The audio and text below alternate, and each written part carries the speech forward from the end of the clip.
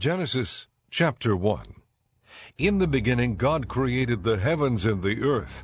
Now the earth was formless and empty. Darkness was over the surface of the deep, and the Spirit of God was hovering over the waters. And God said, "Let there be light." And there was light. God saw that the light was good, and he separated the light from the darkness. God called the light day, and the darkness he called night. And there was evening, and there was morning, the first day. And God said, "Let there be an expanse between the waters to separate water from water." So God made the expanse and separated the water under the expanse from the water above it. And it was so. God called the expanse sky. And there was evening, and there was morning, the second day. And God said, "Let the water under the sky be gathered to one place, and let dry ground appear." And it was so. God called the dry ground land, and the gathered waters he called seas. And God saw that it was good. Then God said, "Let the land produce vegetation, seed-bearing plants and trees on the land that bear fruit with seed in it, according to their various kinds." And it was so. The land produced vegetation, plants bearing seed according to their kinds, and trees bearing fruit with seed in it according to their kinds. And God saw that it was good. And there was evening, and there was morning, the third day. And God said, "Let there be lights in the expanse of the sky to separate the day from the night, and let them serve as signs to mark seasons and days and years, and let them be lights in the expanse of the sky to give light on the earth." And it was so. God made two great lights, the greater light to govern the day, and the lesser light to govern the night. He also made the stars. God set them in the expanse of the sky to give light on the earth, to govern the day and the night, and to separate light from darkness. And God saw that it was good. And there was evening, and there was morning, the fourth day. And God said, "Let the water teem with living creatures, and let birds fly above the earth across the expanse of the sky." So God created the great creatures of the sea, and every living and moving thing with which the water teems, according to their kinds, and every winged bird according to its kind. And God saw that it was good. God blessed them, and said, "Be fruitful and increase in number, and fill the water in the seas, and let the birds increase on the earth." And there was evening, and there was morning, the fifth day. And God said, "Let the land produce living creatures according to their kinds, livestock, creatures that move along the ground, and wild animals, each according to its kind." And it was so.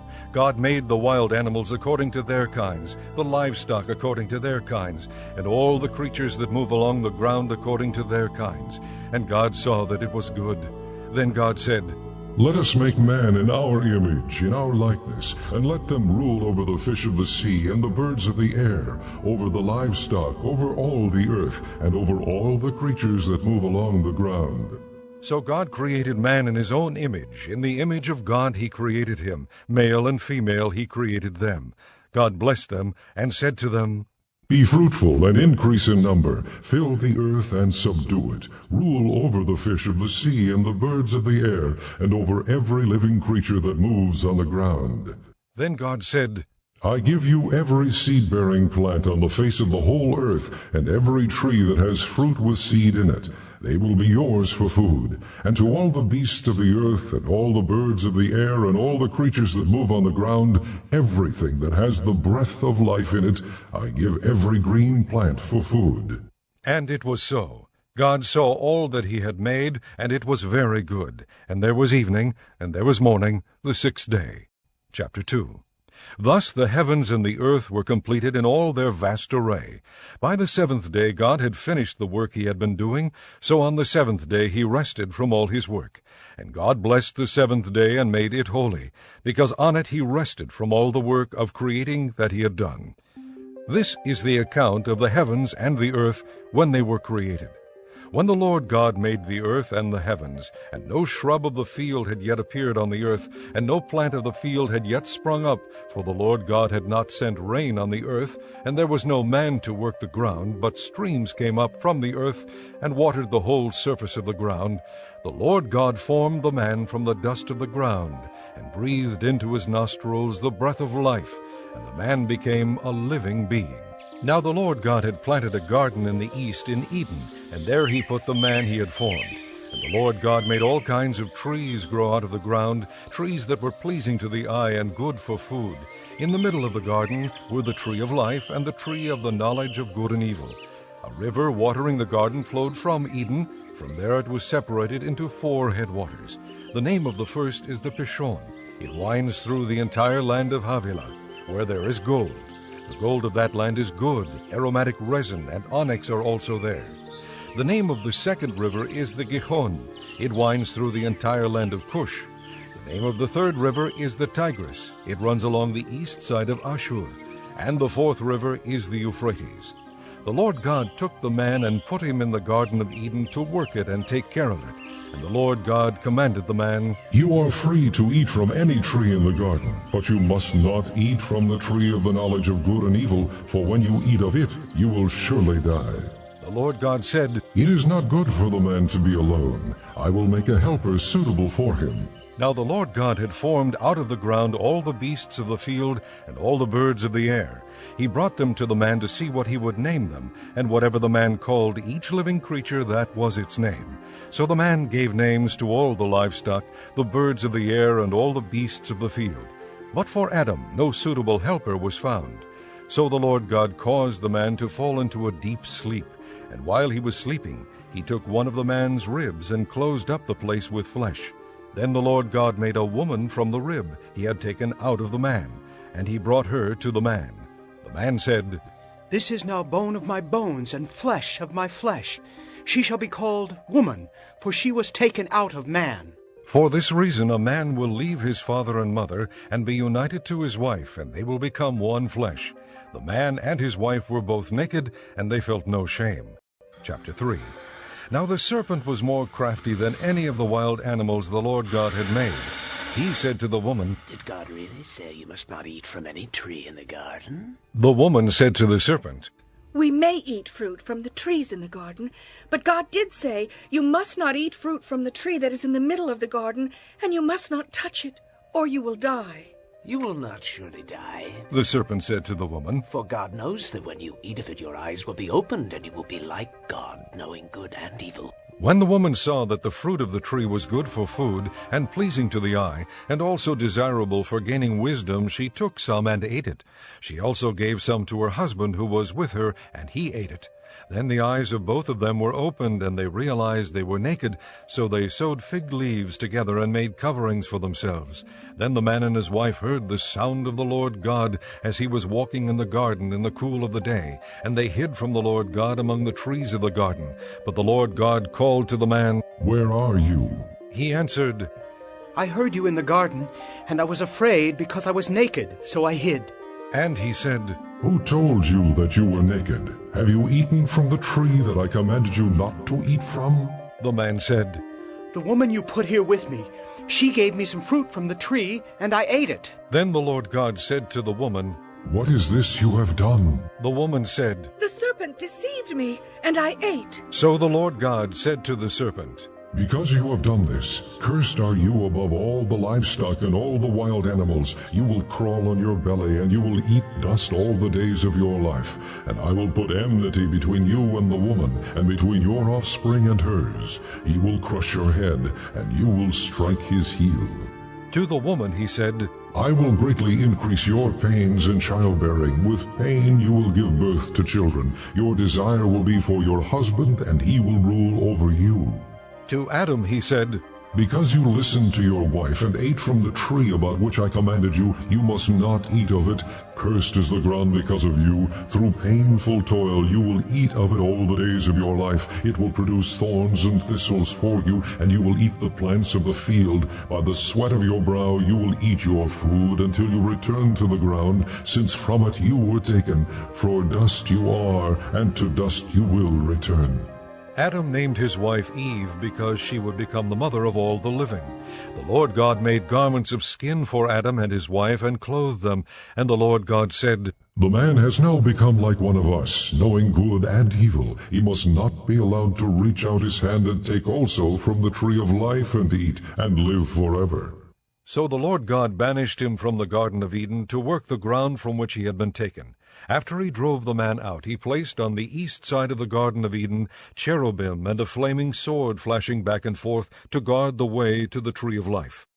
Chapter 4. Adam lay with his wife Eve, and she became pregnant and gave birth to Cain. She said, "With the help of the Lord, I have brought forth a man." Later she gave birth to his brother Abel. Now Abel kept flocks, and Cain worked the soil. In the course of time, Cain brought some of the fruits of the soil as an offering to the Lord, but Abel brought fat portions from some of the firstborn of his flock. The Lord looked with favor on Abel and his offering, but on Cain and his offering he did not look with favor. So Cain was very angry, and his face was downcast. Then the Lord said to Cain, Why are you angry? Why is your face downcast?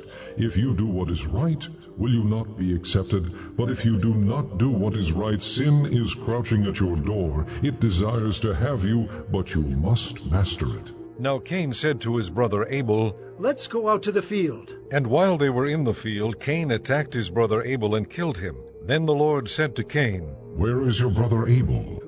I don't know. He replied. Am I my brother's keeper? The Lord said, What have you done? Listen, your brother's blood cries out to me from the ground. Now you are under a curse and driven from the ground, which opened its mouth to receive your brother's blood from your hand. When you work the ground, it will no longer yield its crops for you. You will be a restless wanderer on the earth. Cain said to the Lord, My punishment is more than I can bear. Today you are driving me from the land, and I will be hidden from your presence. I will be a restless wanderer on the earth, and whoever finds me will kill me. But the Lord said to him, Not so. If anyone kills Cain, he will suffer vengeance 7 times over. Then the Lord put a mark on Cain so that no one who found him would kill him. So Cain went out from the Lord's presence and lived in the land of Nod, east of Eden. Cain lay with his wife, and she became pregnant and gave birth to Enoch. Cain was then building a city, and he named it after his son Enoch. To Enoch was born Ired, and Ired was the father of Mehujael, and Mehujael was the father of Methushael, and Methushael was the father of Lamech. Lamech married 2 women, one named Ada and the other Zillah. Ada gave birth to Jabal. He was the father of those who live in tents and raise livestock. His brother's name was Jubal. He was the father of all who play the harp and flute. Zillah also had a son, Tubal-Cain, who forged all kinds of tools out of bronze and iron. Tubal-Cain's sister was Naamah. Lamech said to his wives, Ada and Zillah, listen to me. Wives of Lamech, hear my words. I have killed a man for wounding me, a young man for injuring me. If Cain is avenged 7 times, then Lamech 77 times. Adam lay with his wife again, and she gave birth to a son and named him Seth, saying, God has granted me another child in place of Abel, since Cain killed him. Seth also had a son, and he named him Enosh. At that time men began to call on the name of the Lord. Chapter 5. This is the written account of Adam's line. When God created man, he made him in the likeness of God. He created them male and female and blessed them. And when they were created, he called them man. When Adam had lived 130 years, he had a son in his own likeness, in his own image, and he named him Seth. After Seth was born, Adam lived 800 years and had other sons and daughters. Altogether, Adam lived 930 years, and then he died. When Seth had lived 105 years, he became the father of Enosh.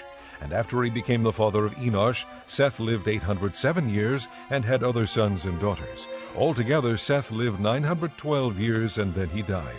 When Enosh had lived 90 years, he became the father of Kenan.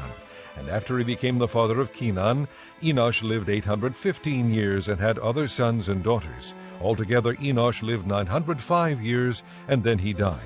When Kenan had lived 70 years, he became the father of Mahalalel. And after he became the father of Mahalalel, Kenan lived 840 years and had other sons and daughters. Altogether, Kenan lived 910 years, and then he died.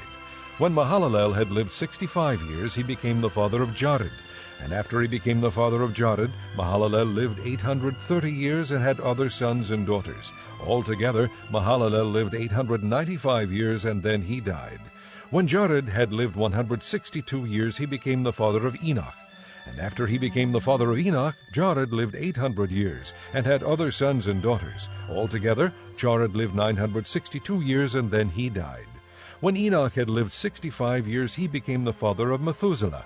And after he became the father of Methuselah, Enoch walked with God 300 years, and had other sons. Enoch walked with God, then he was no more, because God took him away. When Methuselah had lived 187 years, he became the father of Lamech. And after he became the father of Lamech, Methuselah lived 782 years, and had other sons and daughters. Altogether, Methuselah lived 969 years, and then he died.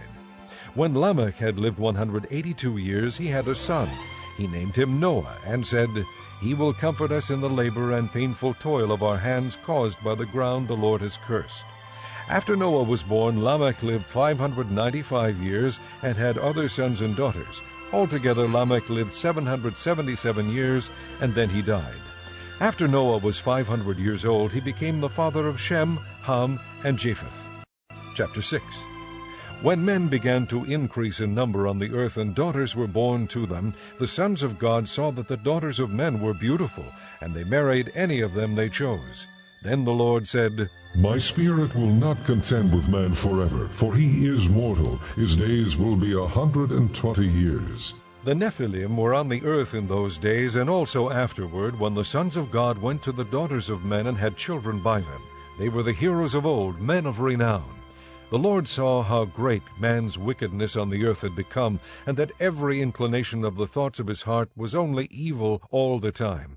The Lord was grieved that he had made man on the earth, and his heart was filled with pain. So the Lord said, I will wipe mankind whom I have created from the face of the earth, men and animals, and creatures that move along the ground, and birds of the air, for I am grieved that I have made them.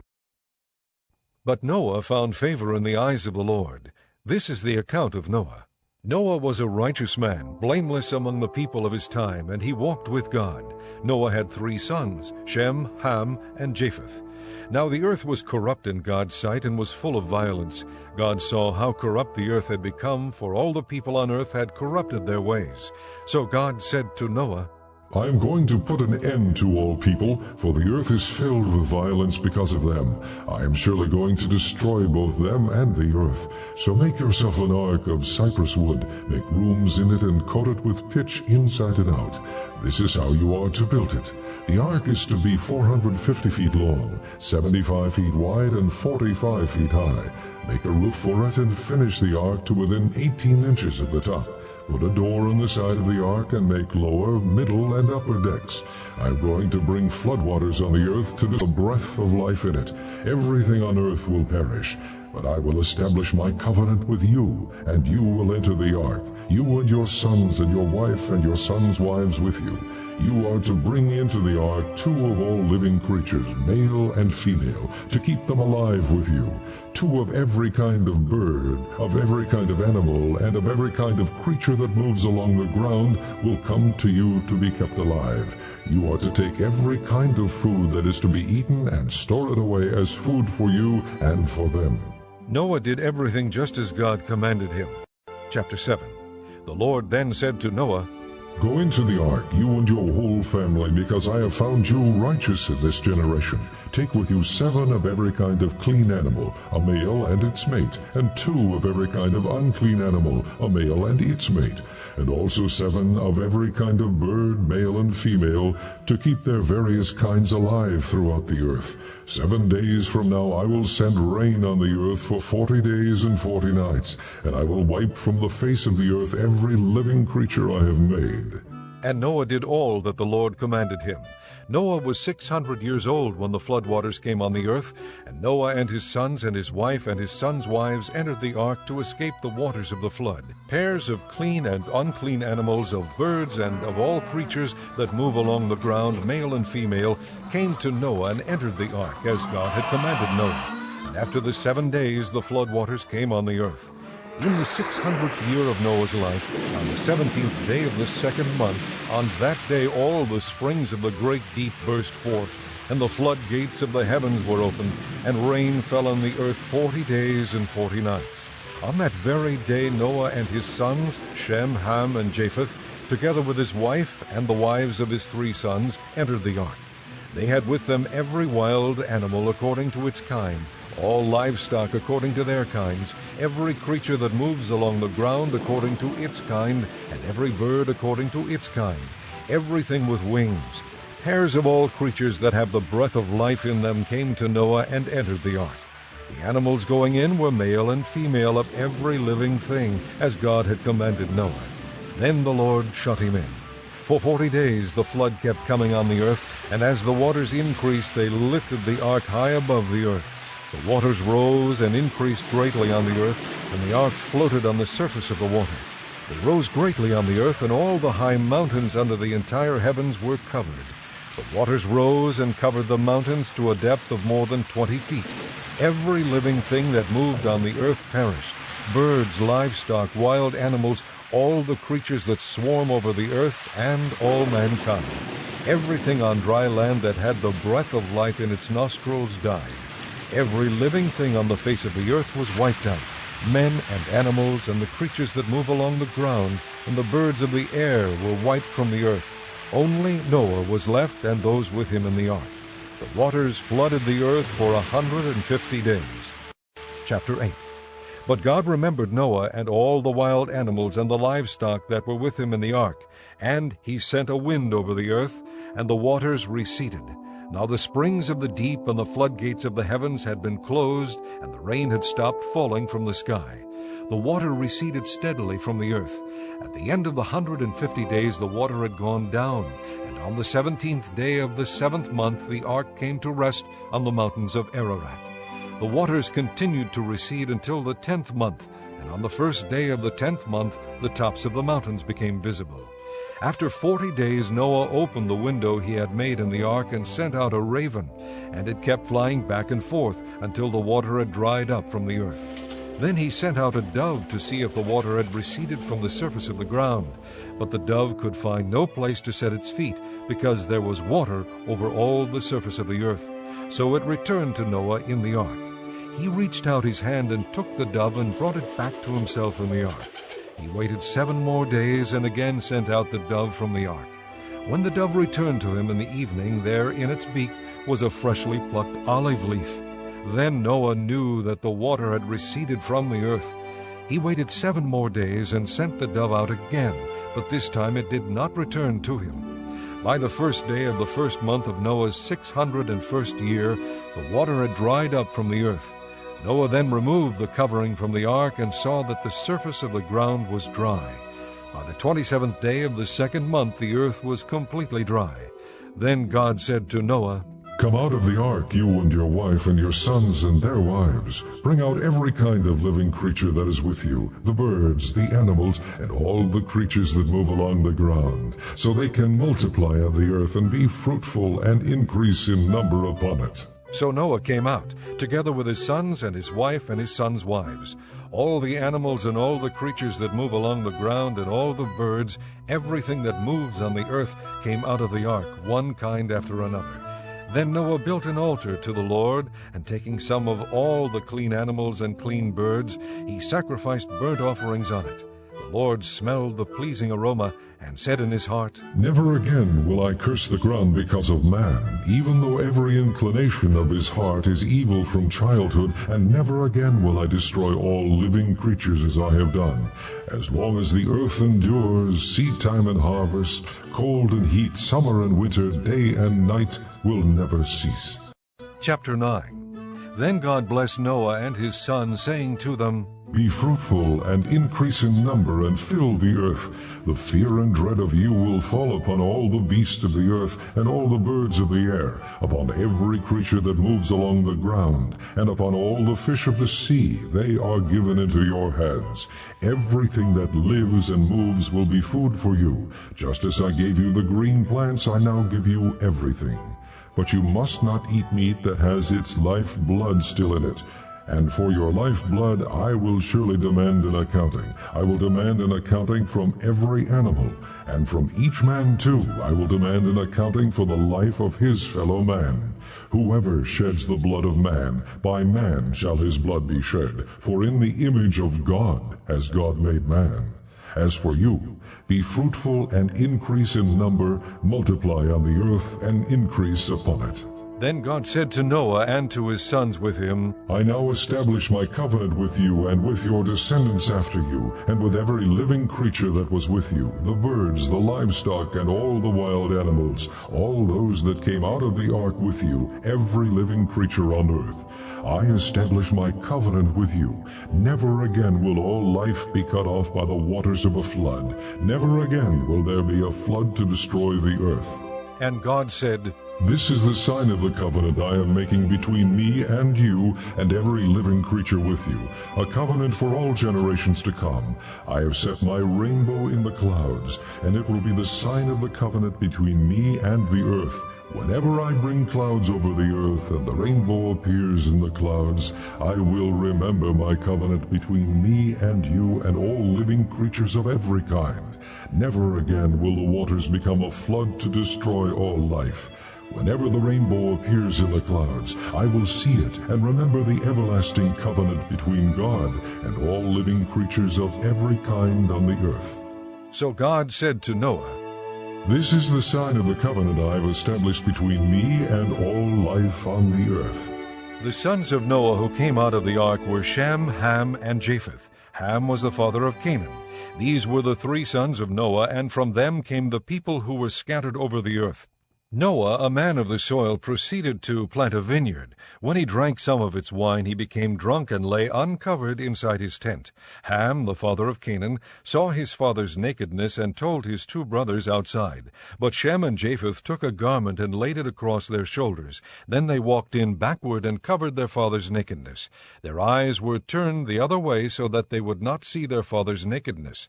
When Noah awoke from his wine and found out what his youngest son had done to him, he said, Cursed be Canaan. The lowest of slaves will he be to his brothers. He also said, Blessed be the Lord, the God of Shem. May Canaan be the slave of Shem. May God extend the territory of Japheth. May Japheth live in the tents of Shem, and may Canaan be his slave. After the flood, Noah lived 350 years. Altogether, Noah lived 950 years, and then he died. Chapter 10. This is the account of Shem, Ham, and Japheth, Noah's sons, who themselves had sons after the flood. The sons of Japheth, Gomer, Magog, Madai, Javan, Tubal, Masech, and Tiras. The sons of Gomer, Ashkenaz, Riphath, and Togarmah. The sons of Javan, Elisha, Tarshish, the Kittim, and the Rodanim. From these the maritime peoples spread out into their territories by their clans within their nations, each with its own language. The sons of Ham, Cush, Mizraim, Put, and Canaan. The sons of Cush, Seba, Havilah, Sabta, Rama, and Sabteka. The sons of Rama, Sheba, and Dedan. Cush was the father of Nimrod, who grew to be a mighty warrior on the earth. He was a mighty hunter before the Lord. That is why it is said, like Nimrod, a mighty hunter before the Lord. The first centers of his kingdom were Babylon, Erech, Akkad, and Calneh in Shinar. From that land he went to Assyria, where he built Nineveh, Rehoboth, Ir, Kala, and Resen, which is between Nineveh and Kala. That is the great city. Mizraim was the father of the Ludites, Anamites, Lahabites, Naphtuhites, Pathrushites, Kasluhites, from whom the Philistines came, and Kaphtorites.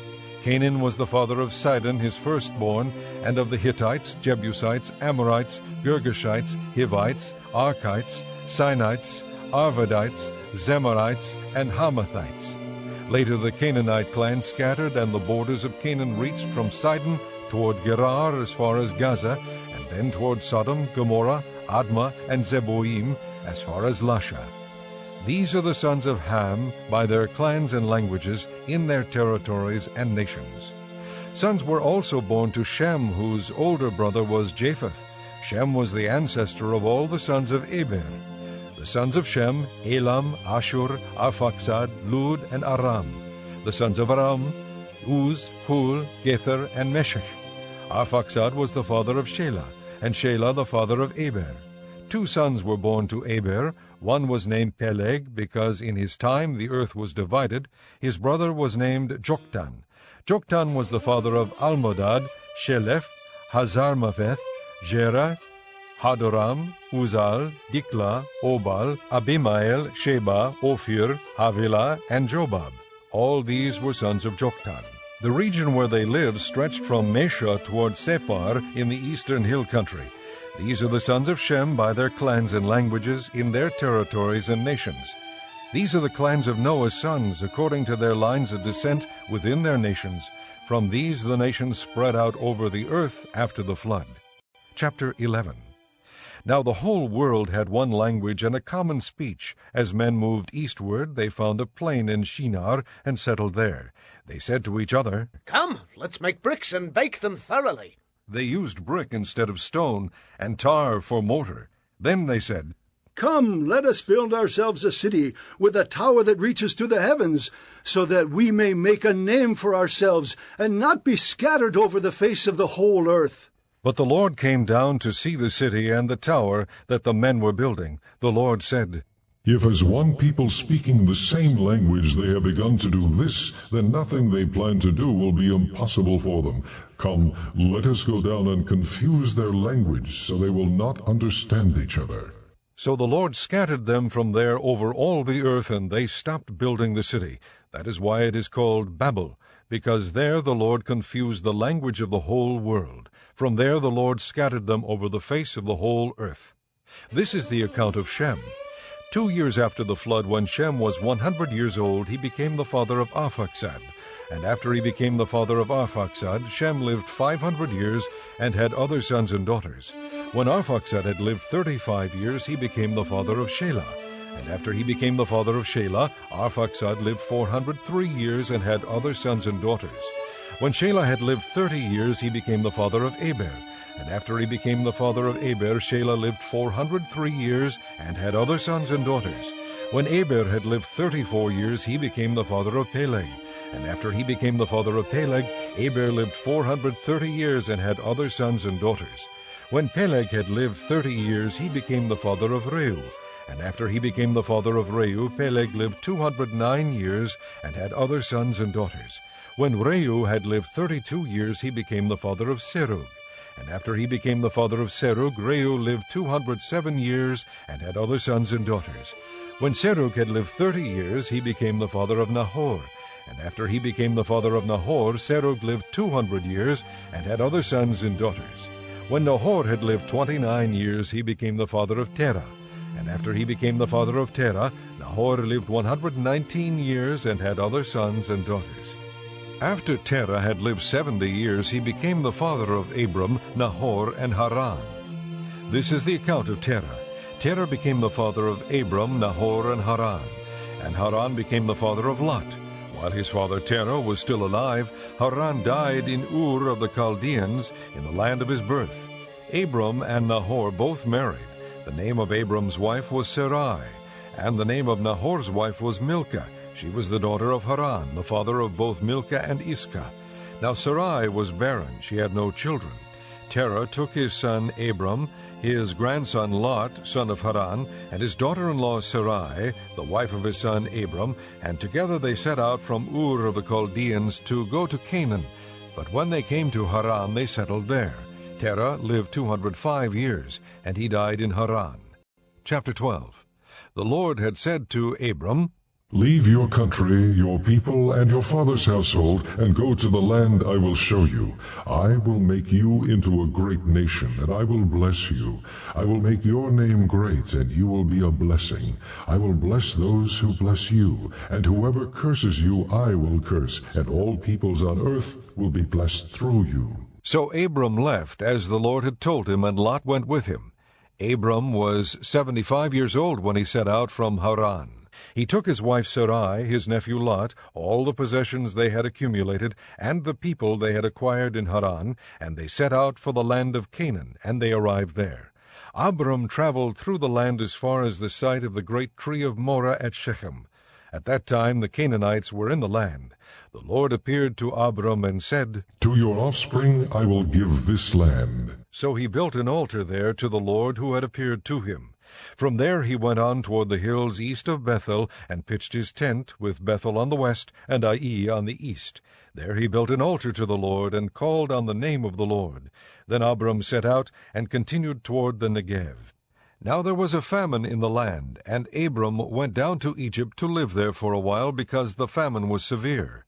As he was about to enter Egypt, he said to his wife Sarai, I know what a beautiful woman you are. When the Egyptians see you, they will say, This is his wife. Then they will kill me, but will let you live. Say you are my sister, so that I will be treated well for your sake, and my life will be spared because of you. When Abram came to Egypt, the Egyptians saw that she was a very beautiful woman. And when Pharaoh's officials saw her, they praised her to Pharaoh, and she was taken into his palace. He treated Abram well for her sake, and Abram acquired sheep and cattle, male and female donkeys, men servants and maidservants and camels. But the Lord inflicted serious diseases on Pharaoh and his household because of Abram's wife Sarai. So Pharaoh summoned Abram. What have you done to me? He said, Why didn't you tell me she was your wife? Why did you say she is my sister, so that I took her to be my wife? Now then, here is your wife. Take her and go. Then Pharaoh gave orders about Abram to his men, and they sent him on his way, with his wife and everything he had. Chapter 13. So Abram went up from Egypt to the Negev, with his wife and everything he had, and Lot went with him. Abram had become very wealthy in livestock and in silver and gold. From the Negev he went from place to place until he came to Bethel, to the place between Bethel and Ai, where his tent had been earlier, and where he had first built an altar. There Abram called on the name of the Lord. Now Lot, who was moving about with Abram, also had flocks and herds and tents. But the land could not support them while they stayed together, for their possessions were so great that they were not able to stay together. And quarreling arose between Abram's herdsmen and the herdsmen of Lot. The Canaanites and Perizzites were also living in the land at that time. So Abram said to Lot, Let's not have any quarreling between you and me, or between your herdsmen and mine, for we are brothers. Is not the whole land before you? Let's part company. If you go to the left, I'll go to the right. If you go to the right, I'll go to the left. Lot looked up and saw that the whole plain of the Jordan was well watered, like the garden of the Lord, like the land of Egypt toward Zoar. This was before the Lord destroyed Sodom and Gomorrah. So Lot chose for himself the whole plain of the Jordan and set out toward the east. The two men parted company. Abram lived in the land of Canaan, while Lot lived among the cities of the plain and pitched his tents near Sodom. Now the men of Sodom were wicked and were sinning greatly against the Lord. The Lord said to Abram after Lot had parted from him, Lift up your eyes from where you are, and look north and south, east and west. All the land that you see I will give to you and your offspring forever. I will make your offspring like the dust of the earth, so that if anyone could count the dust, then your offspring could be counted. Go, walk through the length and breadth of the land, for I am giving it to you. So Abram moved his tents and went to live near the great trees of Mamre at Hebron, where he built an altar to the Lord. Chapter 14. At this time Amraphel king of Shinar, Arioch king of Elasar, Kedor Laomer king of Elam, and Tidal king of Goim went to war against Bera king of Sodom, Birsha king of Gomorrah, Shinab king of Admah, Shemaber king of Zeboim, and the king of Bela, that is Zoar. All these latter kings joined forces in the valley of Siddim, the Salt Sea. For 12 years they had been subject to Kedor Laomer, but in the 13th year they rebelled. In the 14th year, Kedor Laomer and the kings allied with him went out and defeated the Rephaites in Ashtaroth, Karnaim, the Zuzites in Ham, the Emites in Shaveh Kiriathim, and the Horites in the hill country of Seir, as far as El Paran near the desert. Then they turned back and went to En-Mishpat, that is Kadesh, and they conquered the whole territory of the Amalekites, as well as the Amorites who were living in Hazazon Tamar.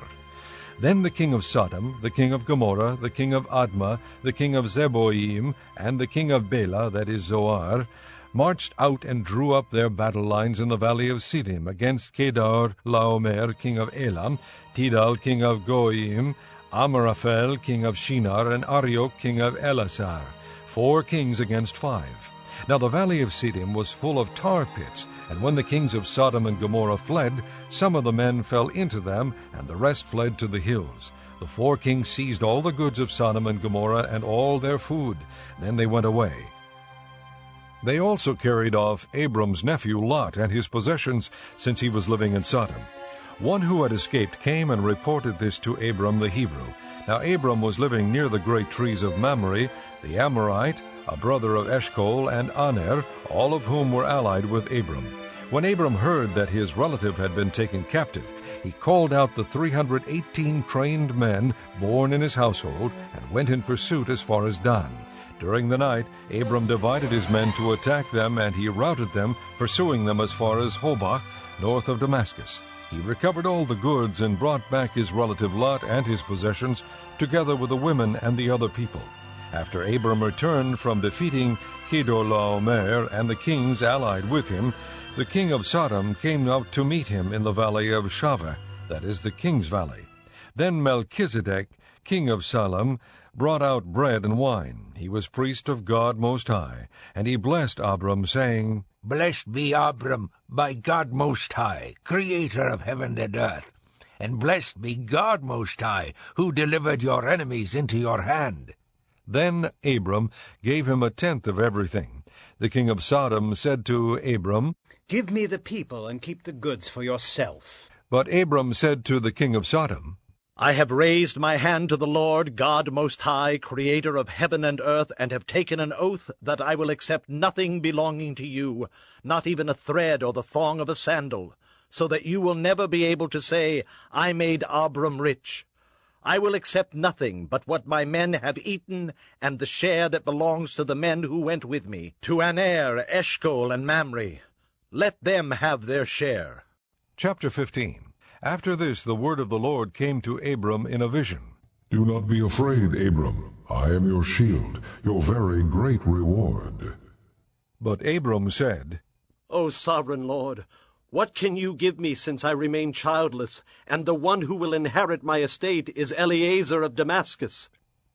And Abram said, You have given me no children, so a servant in my household will be my heir. Then the word of the Lord came to him, This man will not be your heir, but a son coming from your own body will be your heir. He took him outside and said, Look up at the heavens and count the stars, if indeed you can count them. Then he said to him, So shall your offspring be.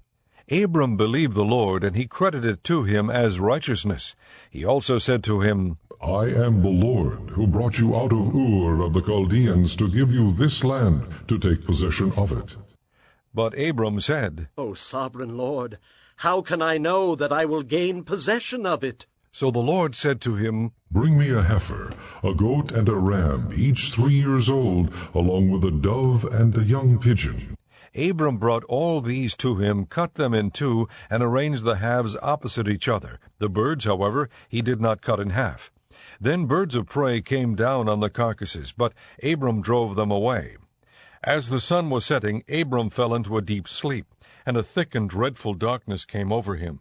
Then the Lord said to him, Know for certain that your descendants will be strangers in a country not their own, and they will be enslaved and mistreated 400 years.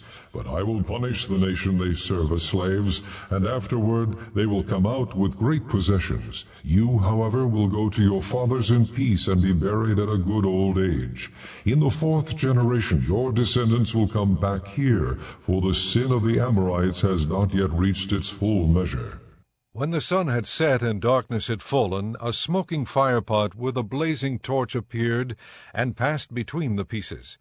On that day the Lord made a covenant with Abram and said, To your descendants I give this land, from the river of Egypt to the great river the Euphrates, the land of the Kenites, Kenizzites, Kadmonites, Hittites, Perizzites, Rephaites, Amorites, Canaanites, Girgashites, and Jebusites. Chapter 16.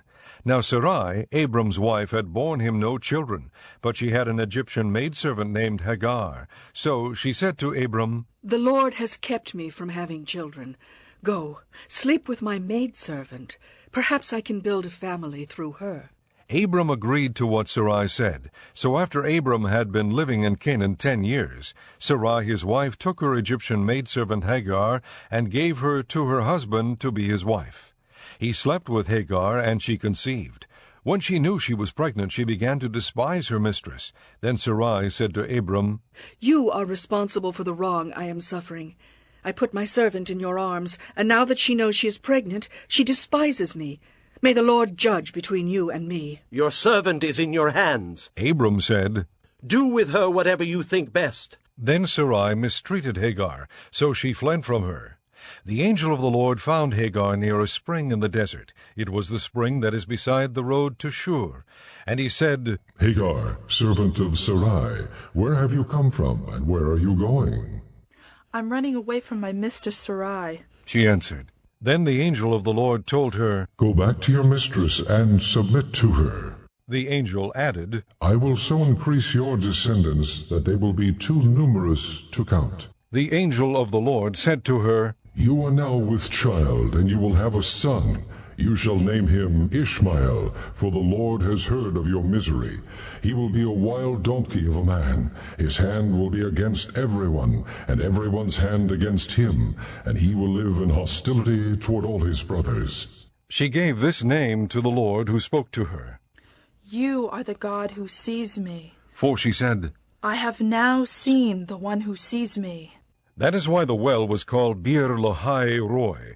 It is still there between Kadesh and Bered. So Hagar bore Abram a son, and Abram gave the name Ishmael to the son she had borne. Abram was 86 years old when Hagar bore him Ishmael. Chapter 17. When Abram was 99 years old, the Lord appeared to him and said, I am God Almighty. Walk before me and be blameless. I will confirm my covenant between me and you, and will greatly increase your numbers. Abram fell face down, and God said to him, As for me, this is my covenant with you. You will be the father of many nations. No longer will you be called Abram. Your name will be Abraham, for I have made you a father of many nations. I will make you very fruitful. I will make nations of you, and kings will come from you. I will establish my covenant as an everlasting covenant between me and you and your descendants after you for the generations to come, to be your God, and the God of your descendants after you. The whole land of Canaan, where you are now an alien, I will give as an everlasting possession to you and your descendants after you, and I will be their God. Then God said to Abraham, As for you, you must keep my covenant, you and your descendants after you for the generations to come. This is my covenant with you and your descendants after you, the covenant you are to keep. Every male among you shall be circumcised. You are to undergo circumcision, and it will be the sign of the covenant between me and you. For the generations to come, every male among you who is 8 days old must be circumcised, including those born in your household or bought with money from a foreigner. Those who are not your offspring, whether born in your household or bought with your money, they must be circumcised. My covenant in your flesh is to be an everlasting covenant. Any uncircumcised male who has not been circumcised in the flesh will be cut off from his people.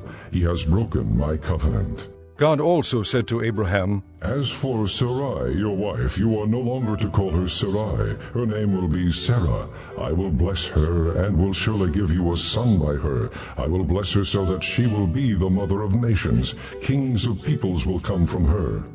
Abraham fell face down. He laughed and said to himself, Will a son be born to a man 100 years old? Will Sarah bear a child at the age of 90? And Abraham said to God, If only Ishmael might live under your blessing. Then God said, Yes, but your wife Sarah will bear you a son, and you will call him Isaac. I will establish my covenant with him as an everlasting covenant for his descendants after him. And as for Ishmael, I have heard you. I will surely bless him. I will make him fruitful, and will greatly increase his numbers. He will be the father of 12 rulers, and I will make him into a great nation. But my covenant I will establish with Isaac, whom Sarah will bear to you by this time next year. When he had finished speaking with Abraham, God went up from him. On that very day Abraham took his son Ishmael and all those born in his household, or bought with his money, every male in his household, and circumcised them as God told him. Abraham was 99 years old when he was circumcised, and his son Ishmael was 13. Abraham and his son Ishmael were both circumcised on that same day. And every male in Abraham's household, including those born in his household, or bought from a foreigner, was circumcised with him. Chapter 18. The Lord appeared to Abraham near the great trees of Mamre, while he was sitting at the entrance to his tent in the heat of the day. Abraham looked up and saw 3 men standing nearby. When he saw them, he hurried from the entrance of his tent to meet them, and bowed low to the ground. He said, If I have found favor in your eyes, my lord, do not pass your servant by. Let a little water be brought, and then you may all wash your feet and rest under this tree. Let me get you something to eat, so you can be refreshed and then go on your way, now that you have come to your servant. Very well, they answered. Do as you say. So Abraham hurried into the tent to Sarah. Quick, he said. Get 3 seahs of fine flour and knead it and bake some bread. Then he ran to the herd and selected a choice tender calf and gave it to his servant, who hurried to prepare it. He then brought some curds and milk and the calf that had been prepared and set these before them. While they ate, he stood near them under a tree. Where is your wife Sarah? They asked him. There, in the tent, he said. Then the Lord said, I will surely return to you about this time next year, and Sarah, your wife, will have a son. Now Sarah was listening at the entrance to the tent which was behind him. Abraham and Sarah were already old and well advanced in years, and Sarah was past the age of childbearing. So Sarah laughed to herself as she thought, After I am worn out and my master is old, will I now have this pleasure? Then the Lord said to Abraham, Why did Sarah laugh and say, Will I really have a child now that I am old? Is anything too hard for the Lord? I will return to you at the appointed time next year, and Sarah will have a son. Sarah was afraid, so she lied and said, I did not laugh. But he said, Yes, you did laugh. When the men got up to leave, they looked down toward Sodom, and Abraham walked along with them to see them on their way. Then the Lord said, Shall I hide from Abraham what I am about to do? Abraham will surely become a great and powerful nation, and all nations on earth will be blessed through him, for I have chosen him, so that he will direct his children and his household after him, to keep the way of the Lord by doing what is right and just, so that the Lord will bring about for Abraham what he has promised him. Then the Lord said, The outcry against Sodom and Gomorrah is so great, and their sin so grievous, that I will go down and see if what they have done is as bad as the outcry that has reached me. If not, I will know. The men turned away and went toward Sodom, but Abraham remained standing before the Lord. Then Abraham approached him and said, Will you sweep away the righteous with the wicked? What if there are 50 righteous people in the city? Will you really sweep it away and not spare the place for the sake of the 50 righteous people in it? Far be it from you to do such a thing, to kill the righteous with the wicked, treating the righteous and the wicked alike. Far be it from you. Will not the judge of all the earth do right? The Lord said, If I find 50 righteous people in the city of Sodom, I will spare the whole place for their sake. Then Abraham spoke up again. Now that I have been so bold as to speak to the Lord, though I am nothing but dust and ashes, what if the number of the righteous is 5 less than 50? Will you destroy the whole city because of 5 people? If I find 45 there, he said, I will not destroy it. Once again he spoke to him. What if only 40 are found there? He said, For the sake of 40 I will not do it. Then he said, May the Lord not be angry, but let me speak. What if only 30 can be found there? He answered, I will not do it if I find 30 there. Abraham said, Now that I have been so bold as to speak to the Lord, what if only 20 can be found there? He said, For the sake of 20 I will not destroy it. Then he said, May the Lord not be angry, but let me speak just once more. What if only 10 can be found there? He answered, For the sake of 10 I will not destroy it. When the Lord had finished speaking with Abraham, he left, and Abraham returned home. Chapter 19. The two angels arrived at Sodom in the evening, and Lot was sitting in the gateway of the city. When he saw them, he got up to meet them and bowed down with his face to the ground. My lords, He said, please turn aside to your servant's house. You can wash your feet and spend the night, and then go on your way early in the morning. No, They answered. we will spend the night in the square. But he insisted so strongly that they did go with him and entered his house. He prepared a meal for them, baking bread without yeast, and they ate. Before they had gone to bed, all the men from every part of the city of Sodom, both young and old, surrounded the house. They called to Lot. Where are the men who came to you tonight? Bring them out to us so that we can have sex with them. Lot went outside to meet them and shut the door behind him and said, No, my friends, don't do this wicked thing. Look, I have 2 daughters who have never slept with a man. Let me bring them out to you, and you can do what you like with them. But don't do anything to these men, for they have come under the protection of my roof. Get out of our way! They replied. And they said, This fellow came here as an alien, and now he wants to play the judge. We'll treat you worse than them! They kept bringing pressure on Lot and moved forward to break down the door. But the men inside reached out and pulled Lot back into the house and shut the door. Then they struck the men who were at the door of the house, young and old, with blindness, so that they could not find the door. The 2 men said to Lot, Do you have anyone else here, sons-in-law, sons or daughters, or anyone else in the city who belongs to you? Get them out of here, because we are going to destroy this place. The outcry to the Lord against its people is so great that he has sent us to destroy it. So Lot went out and spoke to his sons-in-law who were pledged to marry his daughters. He said, Hurry and get out of this place, because the Lord is about to destroy the city. But his sons-in-law thought he was joking. With the coming of dawn, the angels urged Lot, saying, Hurry, take your wife and your 2 daughters who are here, or you will be swept away when the city is punished. When he hesitated, the men grasped his hand and the hands of his wife and of his 2 daughters, and led them safely out of the city, for the Lord was merciful to them. As soon as they had brought them out, one of them said, Flee for your lives. Do not look back, and don't stop anywhere in the plain. Flee to the mountains, or you will be swept away.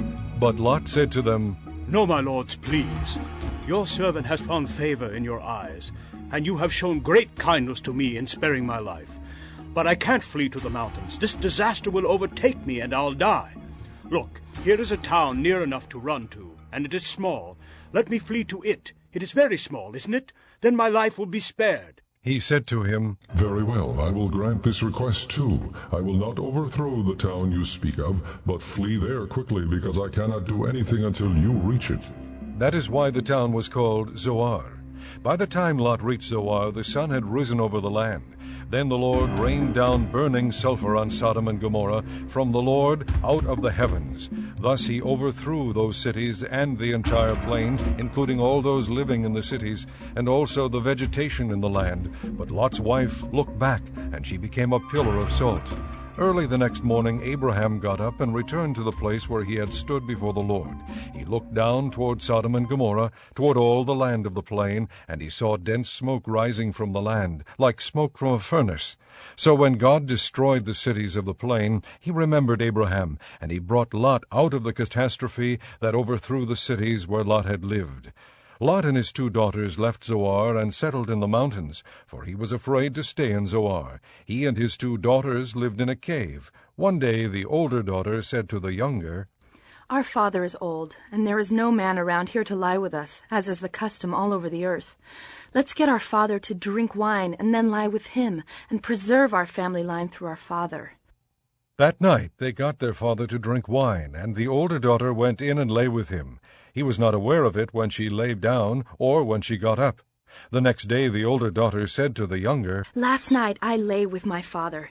Let's get him to drink wine again tonight, and you go in and lie with him, so we can preserve our family line through our father. So they got their father to drink wine that night also, and the younger daughter went and lay with him. Again he was not aware of it when she lay down or when she got up. So both of Lot's daughters became pregnant by their father. The older daughter had a son, and she named him Moab. He is the father of the Moabites of today. The younger daughter also had a son, and she named him Ben-Ami. He is the father of the Ammonites of today. Chapter 20. Now Abraham moved on from there into the region of the Negev and lived between Kadesh and Shur. For a while he stayed in Gerar, and there Abraham said of his wife Sarah, She is my sister. Then Abimelech, king of Gerar, sent for Sarah and took her.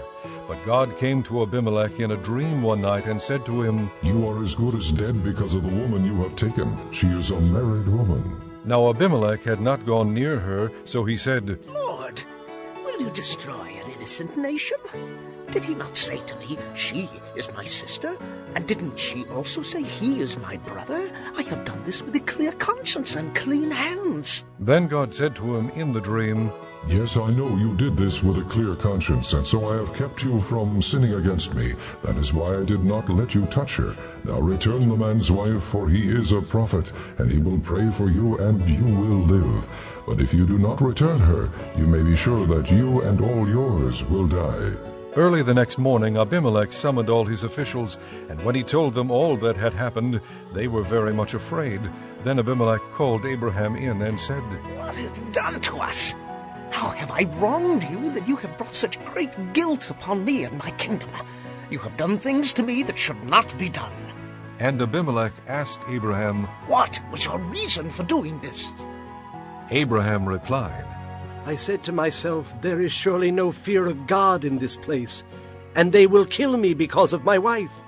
Besides, she really is my sister, the daughter of my father, though not of my mother, and she became my wife. And when God had me wander from my father's household, I said to her, This is how you can show your love to me.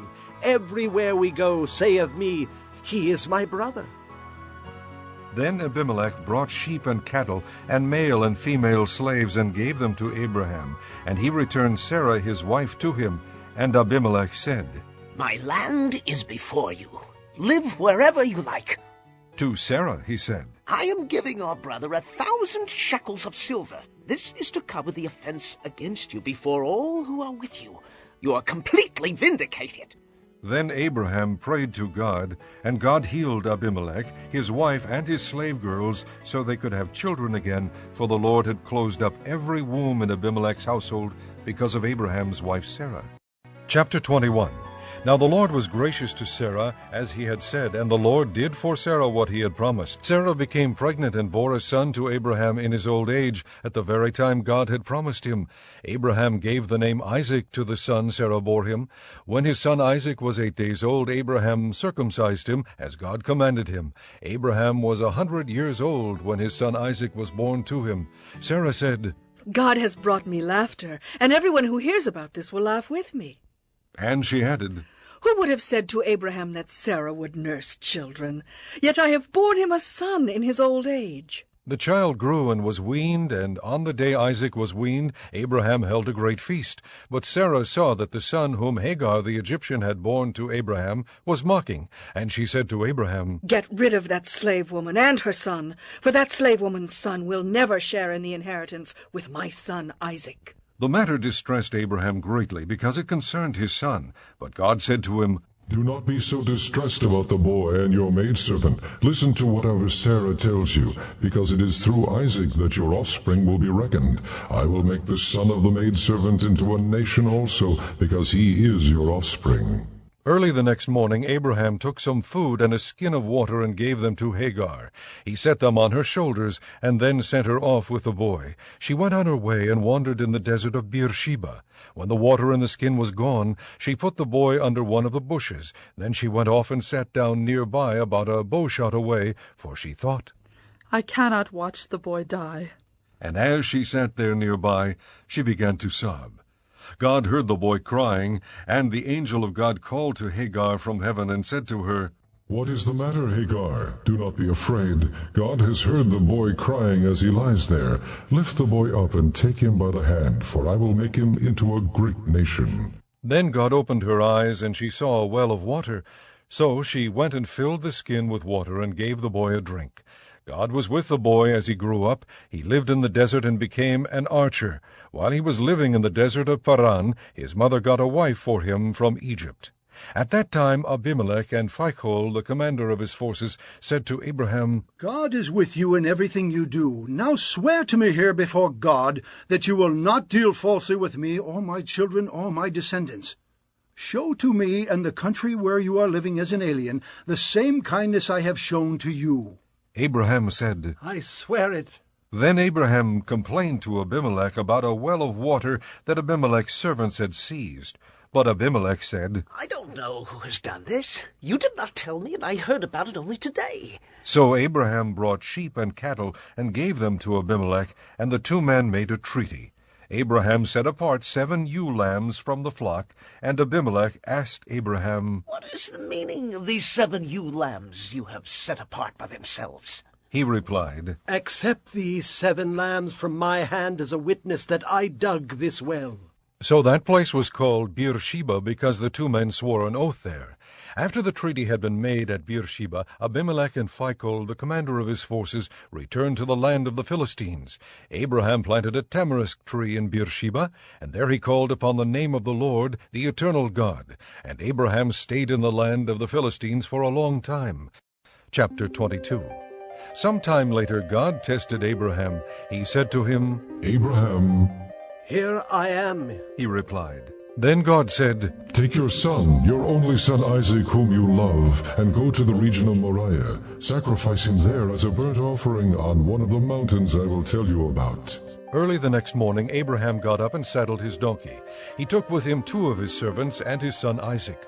When he had cut enough wood for the burnt offering, he set out for the place God had told him about. On the 3rd day Abraham looked up and saw the place in the distance. He said to his servants, Stay here with the donkey while I and the boy go over there. We will worship, and then we will come back to you. Abraham took the wood for the burnt offering and placed it on his son Isaac, and he himself carried the fire and the knife. As the 2 of them went on together, Isaac spoke up and said to his father Abraham, Father, Yes, my son. Abraham replied. the fire and wood are here, Isaac said. but where is the lamb for the burnt offering? Abraham answered, God himself will provide the lamb for the burnt offering, my son. and the 2 of them went on together. When they reached the place God had told him about, Abraham built an altar there and arranged the wood on it. He bound his son Isaac and laid him on the altar on top of the wood. Then he reached out his hand and took the knife to slay his son. But the angel of the Lord called out to him from heaven. Abraham, Abraham. Here I am. He replied. Do not lay a hand on the boy. He said, Do not do anything to him. Now I know that you fear God, because you have not withheld from me your son, your only son. Abraham looked up, and there in a thicket he saw a ram caught by its horns. He went over and took the ram and sacrificed it as a burnt offering instead of his son. So Abraham called that place, The Lord Will Provide. And to this day it is said, On the mountain of the Lord it will be provided. The angel of the Lord called to Abraham from heaven a second time, and said, I swear by myself, declares the Lord, that because you have done this and have not withheld your son, your only son, I will surely bless you and make your descendants as numerous as the stars in the sky and as the sand on the seashore. Your descendants will take possession of the cities of their enemies, and through your offspring all nations on earth will be blessed, because you have obeyed me. Then Abraham returned to his servants, and they set off together for Beersheba, and Abraham stayed in Beersheba. Some time later, Abraham was told, Milcah is also a mother. She has borne sons to your brother Nahor, Uz, the firstborn, Buz, his brother, Kemuel, the father of Aram, Kesed, Hasso, Pildash, Jidlaph, and Bethuel. Bethuel became the father of Rebekah. Milcah bore these 8 sons to Abraham's brother Nahor. His concubine, whose name was Reumah, also had sons, Teba, Gaham, Tahash, and Maacah. Chapter 23. Sarah lived to be 127 years old. She died at Kiriath Arba, that is Hebron, in the land of Canaan. And Abraham went to mourn for Sarah and to weep over her. Then Abraham rose from beside his dead wife and spoke to the Hittites. He said, I am an alien and a stranger among you. Sell me some property for a burial site here so I can bury my dead. The Hittites replied to Abraham, Sir, listen to us. You are a mighty prince among us. Bury your dead in the choicest of our tombs. None of us will refuse you his tomb for burying your dead. Then Abraham rose and bowed down before the people of the land, the Hittites. He said to them, If you are willing to let me bury my dead, then listen to me, and intercede with Ephron, son of Zohar, on my behalf. So he will sell me the cave of Machpelah, which belongs to him, and is at the end of his field. Ask him to sell it to me for the full price as a burial site among you. Ephron the Hittite was sitting among his people, and he replied to Abraham in the hearing of all the Hittites who had come to the gate of his city. "No, my lord," he said. "Listen to me. I give you the field, and I give you the cave that is in it. I give it to you in the presence of my people. Bury your dead." Again Abraham bowed down before the people of the land, and he said to Ephron in their hearing, Listen to me, if you will. I will pay the price of the field. Accept it from me so I can bury my dead there. Ephron answered Abraham, "Listen to me, my lord. The land is worth 400 shekels of silver. But what is that between me and you? Bury your dead." Abraham agreed to Ephron's terms, and weighed out for him the price he had named in the hearing of the Hittites, 400 shekels of silver, according to the weight current among the merchants. So Ephron's field in Machpelah near Mamre, both the field and the cave in it, and all the trees within the borders of the field, was deeded to Abraham as his property in the presence of all the Hittites who had come to the gate of the city. Afterward Abraham buried his wife Sarah in the cave in the field of Machpelah near Mamre, which is at Hebron, in the land of Canaan. So the field and the cave in it were deeded to Abraham by the Hittites as a burial site. Chapter 24. Abraham was now old and well advanced in years, and the Lord had blessed him in every way.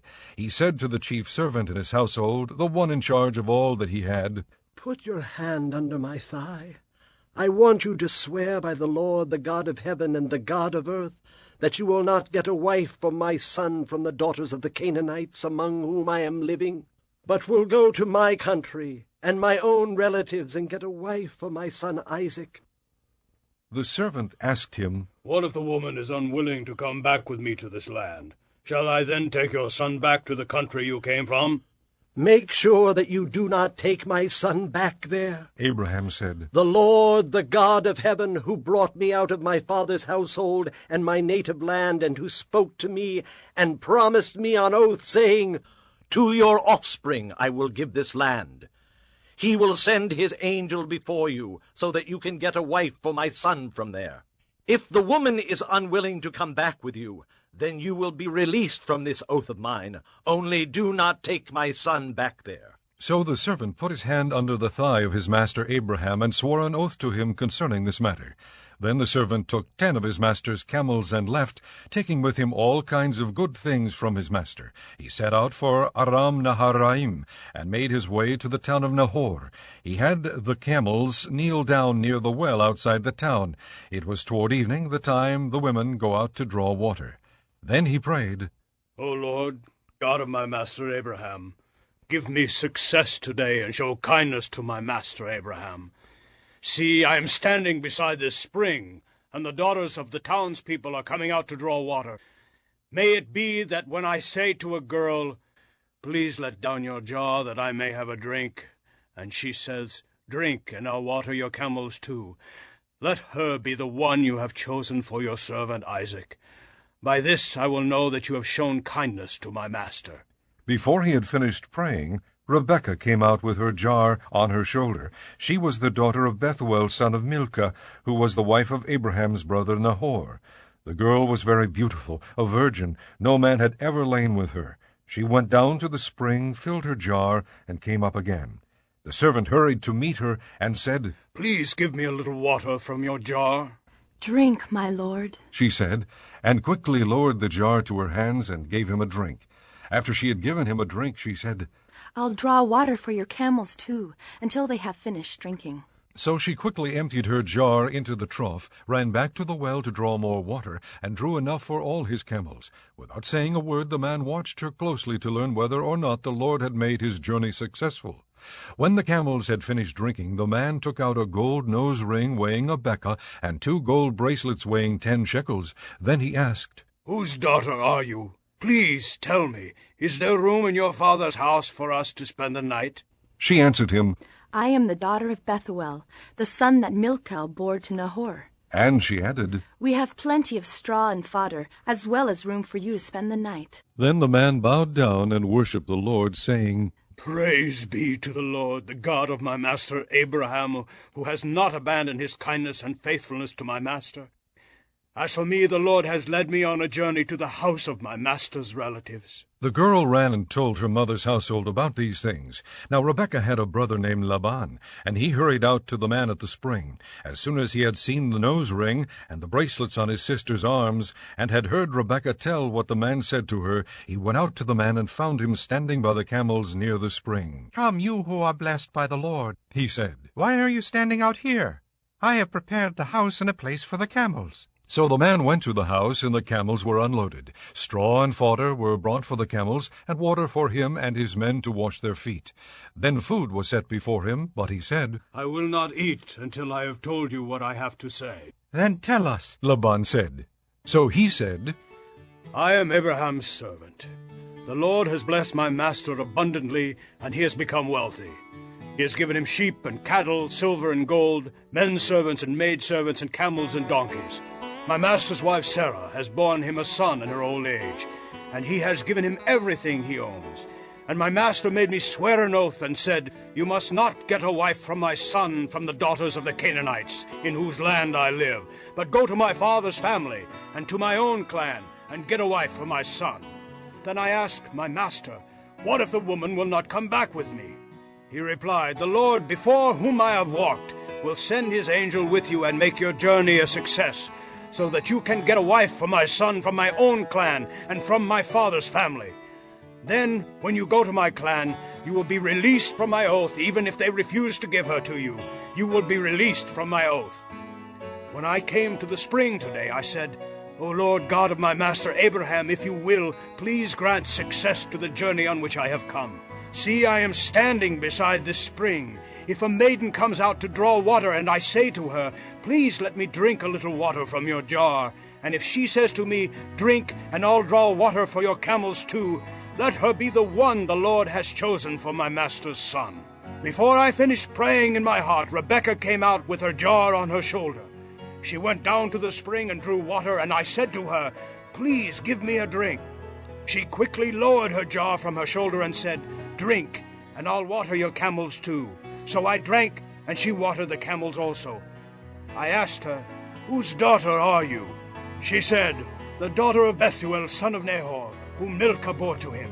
Then I put the ring in her nose and the bracelets on her arms, and I bowed down and worshipped the Lord. I praised the Lord, the God of my master Abraham, who had led me on the right road to get the granddaughter of my master's brother for his son. Now if you will show kindness and faithfulness to my master, tell me, and if not, tell me, so I may know which way to turn." Laban and Bethuel answered, "This is from the Lord. We can say nothing to you one way or the other. Here is Rebekah. Take her and go, and let her become the wife of your master's son, as the Lord has directed." When Abraham's servant heard what they said, he bowed down to the ground before the Lord. Then the servant brought out gold and silver jewelry and articles of clothing, and gave them to Rebekah. He also gave costly gifts to her brother and to her mother. Then he and the men who were with him ate and drank and spent the night there. When they got up the next morning, he said, "Send me on my way to my master." But her brother and her mother replied, "Let the girl remain with us 10 days or so, then you may go." But he said to them, "Do not detain me. Now that the Lord has granted success to my journey, send me on my way so I may go to my master." Then they said, "Let's call the girl and ask her about it." So they called Rebekah and asked her, "Will you go with this man?" "I will go," she said. So they sent their sister Rebekah on her way, along with her nurse and Abraham's servant and his men. And they blessed Rebekah and said to her, "Our sister, may you increase to thousands upon thousands. May your offspring possess the gates of their enemies." Then Rebekah and her maids got ready and mounted their camels and went back with the man. So the servant took Rebekah and left. Now Isaac had come from Beer Lahai Roi, for he was living in the Negev. He went out to the field one evening to meditate, and as he looked up he saw camels approaching. Rebekah also looked up and saw Isaac. She got down from her camel and asked the servant, "Who is that man in the field coming to meet us?" "He is my master." The servant answered. So she took her veil and covered herself. Then the servant told Isaac all he had done. Isaac brought her into the tent of his mother Sarah, and he married Rebekah. So she became his wife, and he loved her, and Isaac was comforted after his mother's death. Chapter 25. Abraham took another wife whose name was Keturah. She bore him Zimran, Jokshan, Medan, Midian, Ishbak, and Shua. Jokshan was the father of Sheba and Dedan. The descendants of Dedan were the Ashurites, the Letushites, and the Leumites.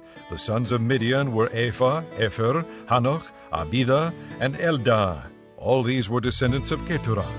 Abraham left everything he owned to Isaac, but while he was still living he gave gifts to the sons of his concubines and sent them away from his son Isaac to the land of the east. Altogether Abraham lived 175 years. Then Abraham breathed his last and died at a good old age, an old man and full of years, and he was gathered to his people. His sons Isaac and Ishmael buried him in the cave of Machpelah near Mamre in the field of Ephron, son of Zohar the Hittite, the field Abraham had bought from the Hittites. There Abraham was buried with his wife Sarah. After Abraham's death, God blessed his son Isaac, who then lived near Beer Lahai-roi. This is the account of Abraham's son Ishmael, whom Sarah's maidservant Hagar the Egyptian bore to Abraham. These are the names of the sons of Ishmael, listed in the order of their birth. Nebaioth, the firstborn of Ishmael, Kedar, Adbeel, Mibsam, Mishma, Duma, Massa, Hadad, Tema, Chetur, Naphish, and Kedemah. These were the sons of Ishmael, and these are the names of the 12 tribal rulers according to their settlements and camps. Altogether Ishmael lived 137 years. He breathed his last and died, and he was gathered to his people. His descendants settled in the area from Havilah to Shur, near the border of Egypt as you go toward Ashur, and they lived in hostility toward all their brothers. This is the account of Abraham's son Isaac. Abraham became the father of Isaac, and Isaac was 40 years old when he married Rebekah, daughter of Bethuel the Aramean from Padan Aram, and sister of Laban the Aramean. Isaac prayed to the Lord on behalf of his wife because she was barren. The Lord answered his prayer, and his wife Rebekah became pregnant. The babies jostled each other within her, and she said, "Why is this happening to me?" So she went to inquire of the Lord. The Lord said to her, 2 nations are in your womb, and 2 peoples from within you will be separated. One people will be stronger than the other, and the other will serve the younger. When the time came for her to give birth, there were twin boys in her womb. The first to come out was red, and his whole body was like a hairy garment, so they named him Esau. After this his brother came out, with his hand grasping Esau's heel, so he was named Jacob. Isaac was 60 years old when Rebekah gave birth to them. The boys grew up, and Esau became a skillful hunter, a man of the open country, while Jacob was a quiet man staying among the tents. Isaac, who had a taste for wild game, loved Esau, but Rebekah loved Jacob. Once, when Jacob was cooking some stew, Esau came in from the open country, famished. He said to Jacob, "Quick, let me have some of that red stew. I am famished." That is why he was also called Edom. Jacob replied, "First, sell me your birthright." "Look, I am about to die," Esau said. "What good is the birthright to me?" But Jacob said, "Swear to me first." So he swore an oath to him, selling his birthright to Jacob. Then Jacob gave Esau some bread and some lentil stew. He ate and drank, and then got up and left. So Esau despised his birthright. Chapter 26. Now there was a famine in the land, besides the earlier famine of Abraham's time, and Isaac went to Abimelech, king of the Philistines, in Gerar. The Lord appeared to Isaac and said, Do not go down to Egypt. Live in the land where I tell you to live. Stay in this land for a while, and I will be with you and will bless you. For to you and your descendants I will give all these lands, and will confirm the oath I swore to your father Abraham. I will make your descendants as numerous as the stars in the sky, and will give them all these lands. And through your offspring all nations on earth will be blessed, because Abraham obeyed me and kept my requirements, my commands, my decrees, and my laws. So Isaac stayed in Gerar. When the men of that place asked him about his wife, he said, She is my sister. Because he was afraid to say, She is my wife. He thought, The men of this place might kill me on account of Rebekah, because she is beautiful. When Isaac had been there a long time, Abimelech, king of the Philistines, looked down from a window and saw Isaac caressing his wife Rebekah. So Abimelech summoned Isaac and said, She is really your wife. Why did you say she is my sister? Isaac answered him, Because I thought I might lose my life on account of her. Then Abimelech said, What is this you have done to us? One of the men might well have slept with your wife, and you would have brought guilt upon us. So Abimelech gave orders to all the people, Anyone who molests this man or his wife shall surely be put to death. Isaac planted crops in that land, and the same year reaped 100-fold, because the Lord blessed him. The man became rich, and his wealth continued to grow until he became very wealthy.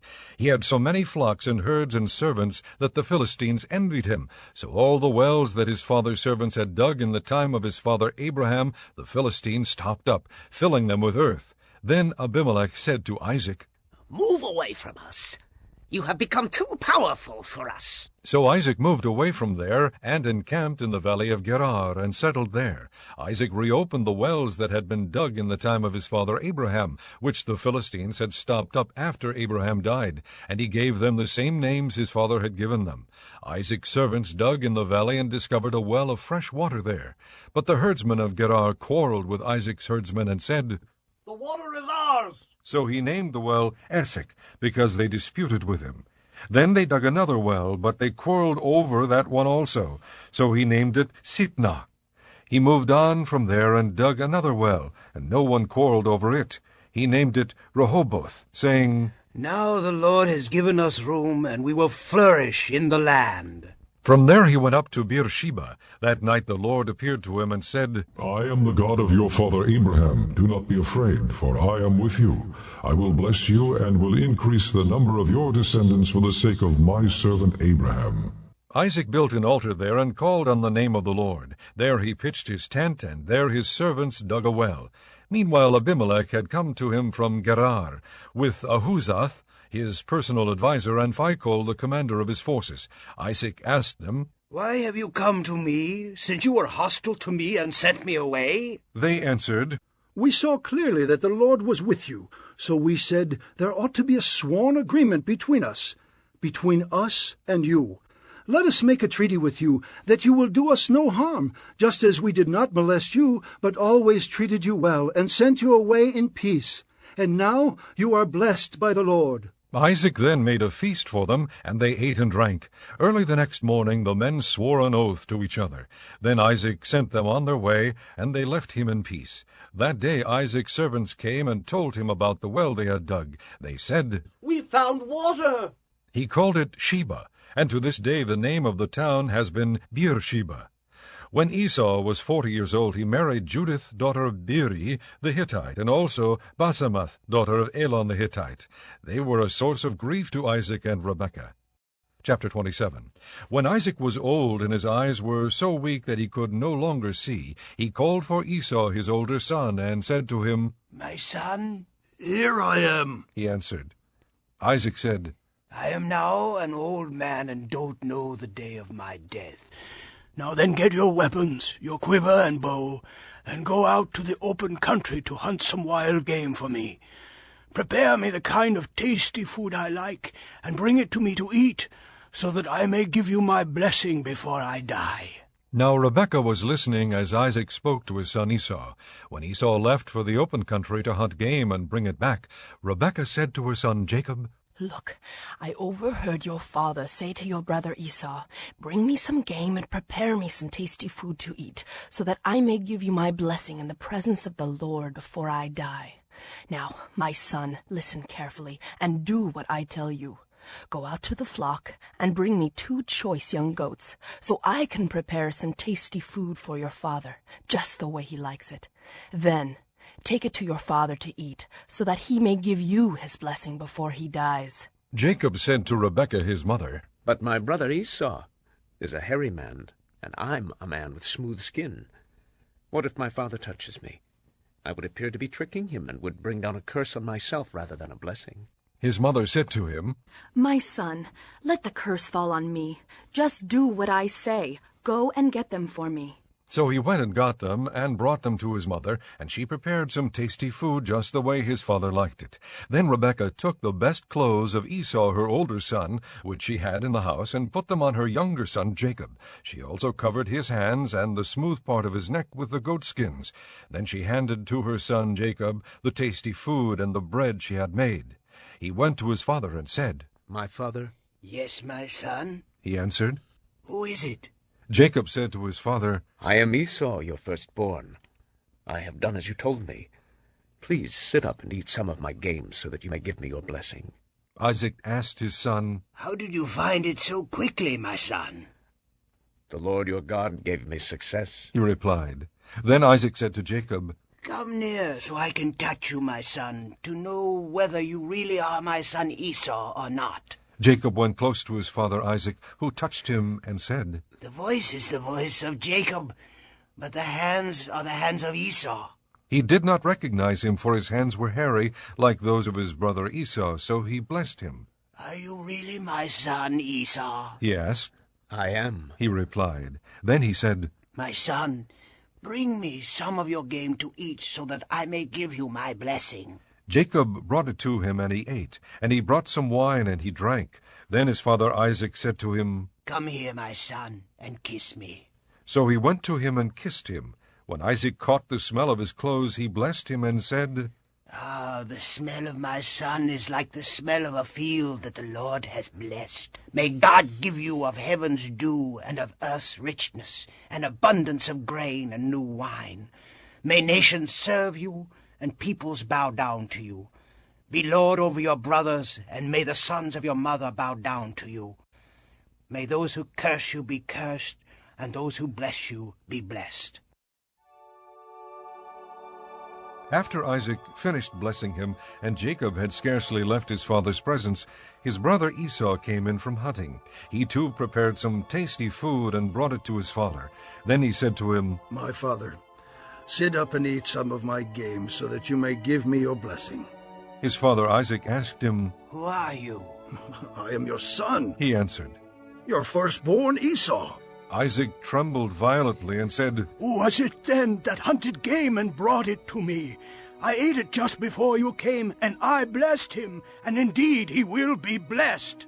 When Esau heard his father's words, he burst out with a loud and bitter cry and said to his father, Bless me! Me too, my father! But he said, Your brother came deceitfully and took your blessing.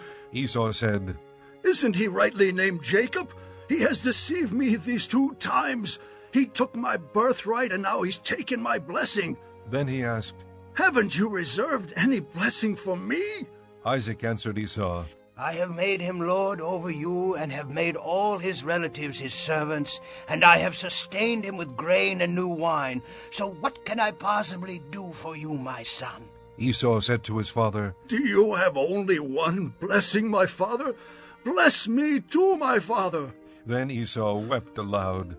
His father Isaac answered him, Your dwelling will be away from the earth's richness, away from the dew of heaven above. You will live by the sword, and you will serve your brother. But when you grow restless, you will throw his yoke from off your neck. Esau held a grudge against Jacob because of the blessing his father had given him. He said to himself, The days of mourning for my father are near. Then I will kill my brother Jacob. When Rebekah was told what her older son Esau had said, she sent for her younger son Jacob and said to him, Your brother Esau's consoling himself with the thought of killing you. Now then, my son, do what I say. Flee at once to my brother Laban in Haran. Stay with him for a while until your brother's fury subsides. When your brother is no longer angry with you and forgets what you did to him, I'll send word for you to come back from there. Why should I lose both of you in one day? Then Rebekah said to Isaac, I'm disgusted with living because of these Hittite women. If Jacob takes a wife from among the women of this land, from Hittite women like these, my life will not be worth living. Chapter 28. So Isaac called for Jacob and blessed him and commanded him, Do not marry a Canaanite woman. Go at once to Padan Aram, to the house of your mother's father Bethuel. Take a wife for yourself there, from among the daughters of Laban, your mother's brother. May God Almighty bless you, and make you fruitful, and increase your numbers until you become a community of peoples. May he give you and your descendants the blessing given to Abraham, so that you may take possession of the land where you now live as an alien, the land God gave to Abraham. Then Isaac sent Jacob on his way, and he went to Padan Aram, to Laban son of Bethuel the Aramean, the brother of Rebekah, who was the mother of Jacob and Esau. Now Esau learned that Isaac had blessed Jacob and had sent him to Padan Aram to take a wife from there, and that when he blessed him he commanded him, "Do not marry a Canaanite woman," and that Jacob had obeyed his father and mother, and had gone to Padan Aram. Esau then realized how displeasing the Canaanite women were to his father Isaac. So he went to Ishmael and married Mahalath, the sister of Nebaioth, and daughter of Ishmael, son of Abraham, in addition to the wives he already had. Jacob left Beersheba and set out for Haran. When he reached a certain place, he stopped for the night because the sun had set. Taking one of the stones there, he put it under his head and lay down to sleep. He had a dream in which he saw a stairway resting on the earth, with its top reaching to heaven, and the angels of God were ascending and descending on it. There above it stood the Lord, and he said, I am the Lord, the God of your father Abraham, and the God of Isaac. I will give you and your descendants the land on which you are lying. Your descendants will be like the dust of the earth, and you will spread out to the west and to the east, to the north and to the south. All peoples on earth will be blessed through you and your offspring. I am with you and will watch over you wherever you go, and I will bring you back to this land. I will not leave you until I have done what I have promised you. When Jacob awoke from his sleep, he thought, Surely the Lord is in this place, and I was not aware of it. He was afraid and said, How awesome is this place! This is none other than the house of God. This is the gate of heaven. Early the next morning Jacob took the stone he had placed under his head, and set it up as a pillar, and poured oil on top of it. He called that place Bethel, though the city used to be called Luz.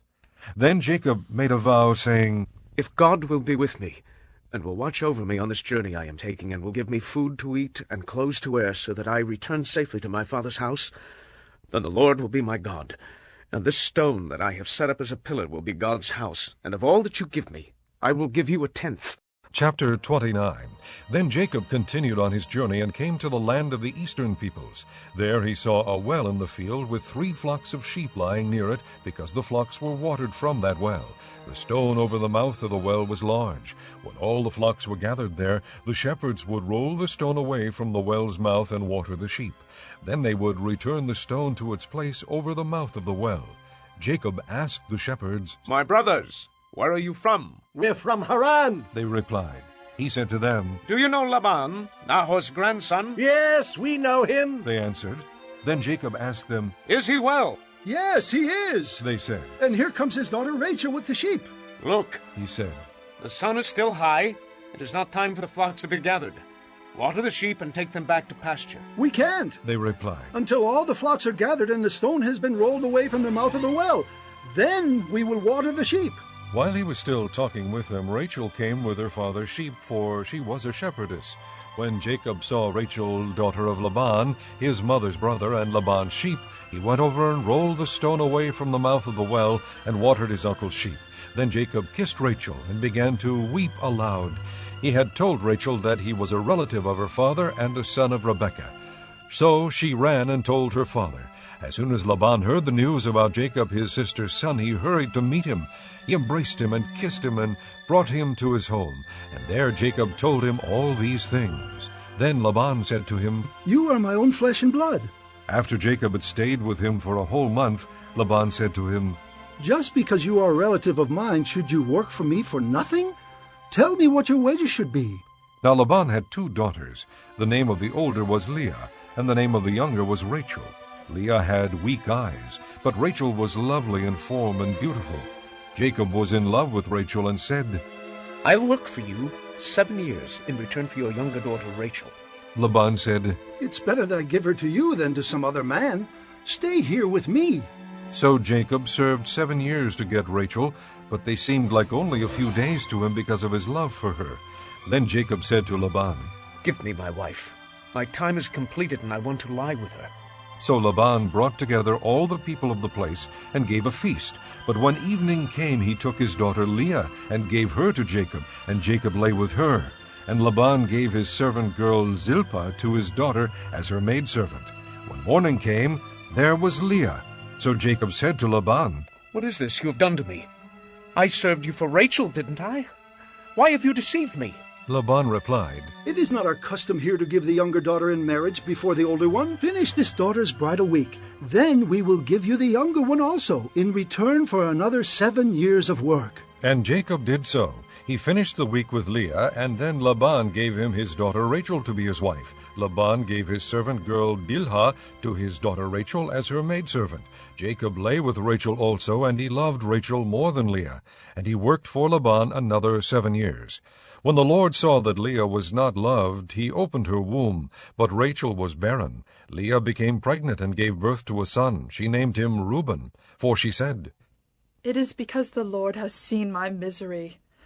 Surely my husband will love me now. She conceived again, and when she gave birth to a son, she said, Because the Lord heard that I am not loved, he gave me this one too. So she named him Simeon. Again she conceived, and when she gave birth to a son, she said, Now at last my husband will become attached to me, because I've borne him 3 sons. So he was named Levi. She conceived again, and when she gave birth to a son, she said, This time I will praise the Lord. So she named him Judah. Then she stopped having children.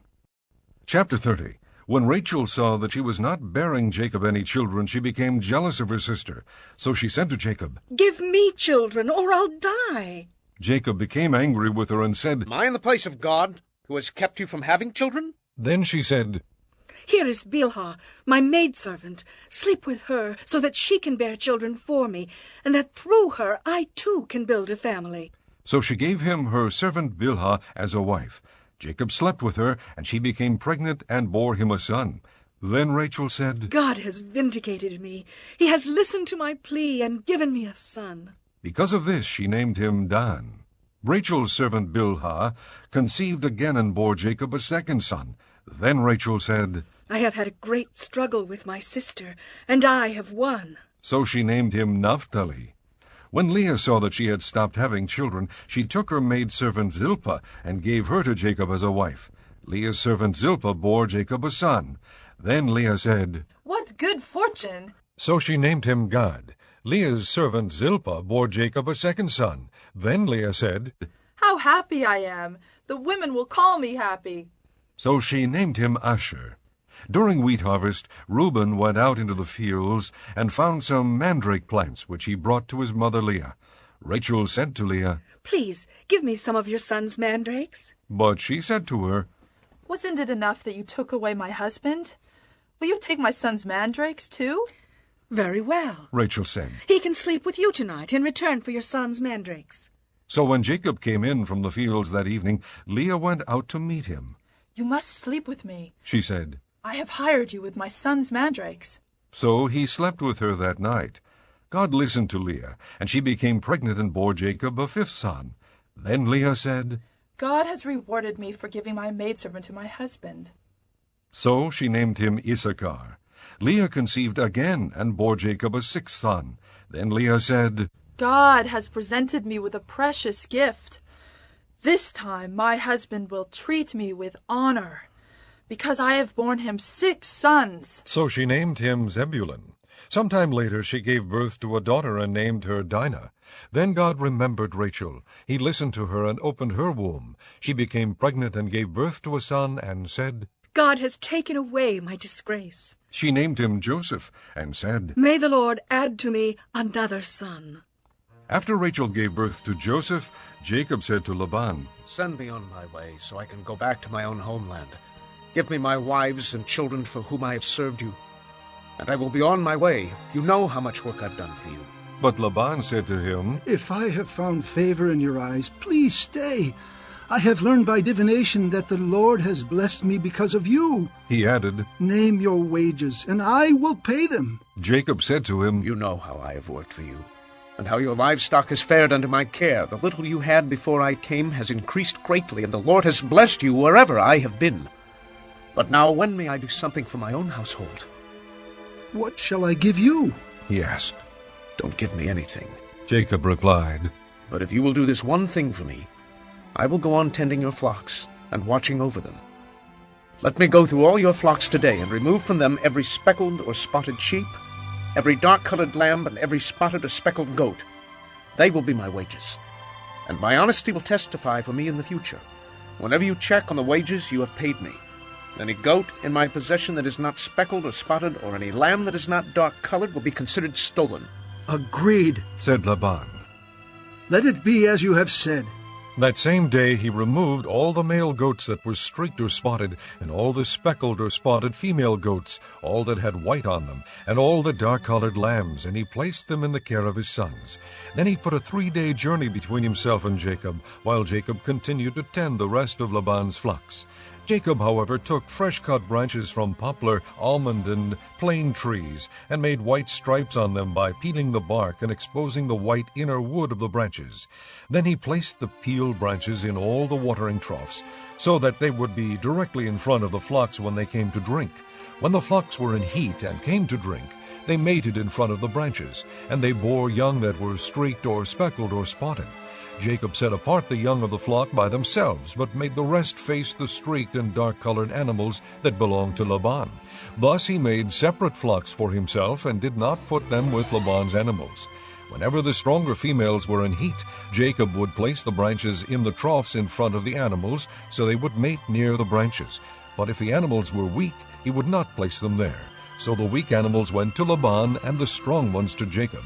In this way the man grew exceedingly prosperous, and came to own large flocks, and maidservants and menservants, and camels and donkeys. Chapter 31. Jacob heard that Laban's sons were saying, "Jacob has taken everything our father owned, and has gained all this wealth from what belonged to our father." And Jacob noticed that Laban's attitude toward him was not what it had been. Then the Lord said to Jacob, "Go back to the land of your fathers, and to your relatives, and I will be with you." So Jacob sent word to Rachel and Leah to come out to the fields where his flocks were. He said to them, "I see that your father's attitude toward me is not what it was before. But the God of my father has been with me. You know that I've worked for your father with all my strength. Yet your father has cheated me by changing my wages 10 times. However, God has not allowed him to harm me. If he said the speckled ones will be your wages, then all the flocks gave birth to speckled young. And if he said the streaked ones will be your wages, then all the flocks bore streaked young. So God has taken away your father's livestock, and has given them to me. In breeding season I once had a dream in which I looked up, and saw that the male goats mating with the flock were streaked, speckled, or spotted. The angel of God said to me in the dream, 'Jacob.' I answered, 'Here I am.' And he said, 'Look up, and see that all the male goats mating with the flock are streaked, speckled, or spotted, for I have seen all that Laban has been doing to you. I am the God of Bethel, where you anointed a pillar, and where you made a vow to me. Now leave this land at once, and go back to your native land.'" Then Rachel and Leah replied, "Do we still have any share in the inheritance of our father's estate? Does he not regard us as foreigners? Not only has he sold us, but he has used up what was paid for us. Surely all the wealth that God took away from our father belongs to us and our children. So do whatever God has told you." Then Jacob put his children and his wives on camels, and he drove all his livestock ahead of him, along with all the goods he had accumulated in Padan Aram, to go to his father Isaac in the land of Canaan. When Laban had gone to shear his sheep, Rachel stole her father's household gods. Moreover, Jacob deceived Laban the Aramean by not telling him he was running away. So he fled with all he had, and crossing the river, he headed for the hill country of Gilead. On the 3rd day, Laban was told that Jacob had fled, taking his relatives with him. He pursued Jacob for 7 days and caught up with him in the hill country of Gilead. Then God came to Laban the Aramean in a dream at night and said to him, "Be careful not to say anything to Jacob, either good or bad." Jacob had pitched his tent in the hill country of Gilead when Laban overtook him, and Laban and his relatives camped there too. Then Laban said to Jacob, "What have you done? You've deceived me, and you've carried off my daughters like captives in war. Why did you run off secretly and deceive me?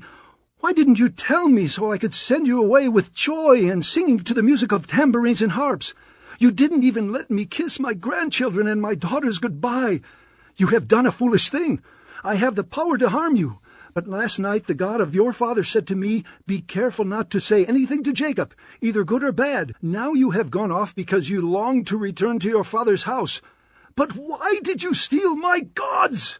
Jacob answered Laban, "I was afraid because I thought you would take your daughters away from me by force.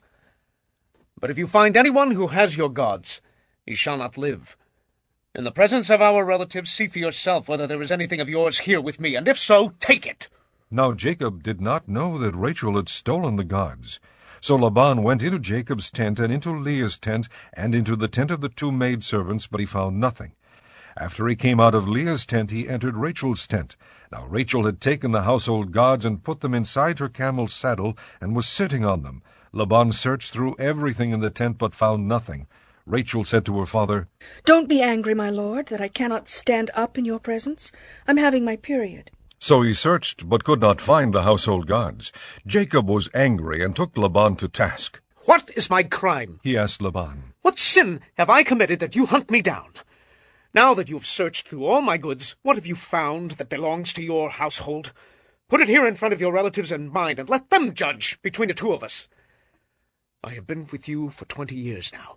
Your sheep and goats have not miscarried, nor have I eaten rams from your flocks. I did not bring you animals torn by wild beasts. I bore the loss myself. And you demanded payment from me for whatever was stolen by day or night. This was my situation. The heat consumed me in the daytime and the cold at night, and sleep fled from my eyes.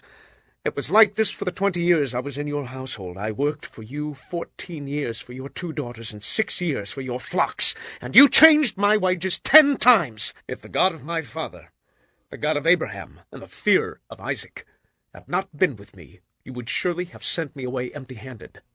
But God has seen my hardship and the toil of my hands, and last night he rebuked you."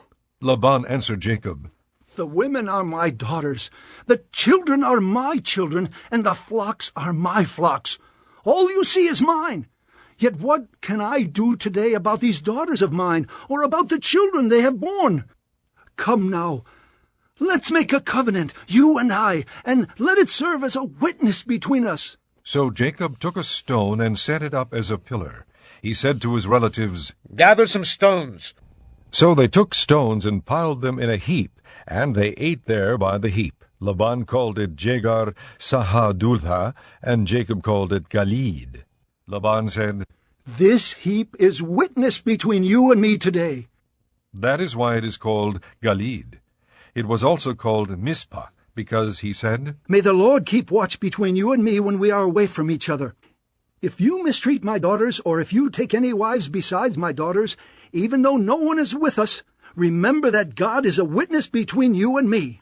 Laban also said to Jacob, "Here is this heap, and here is this pillar I have set up between you and me.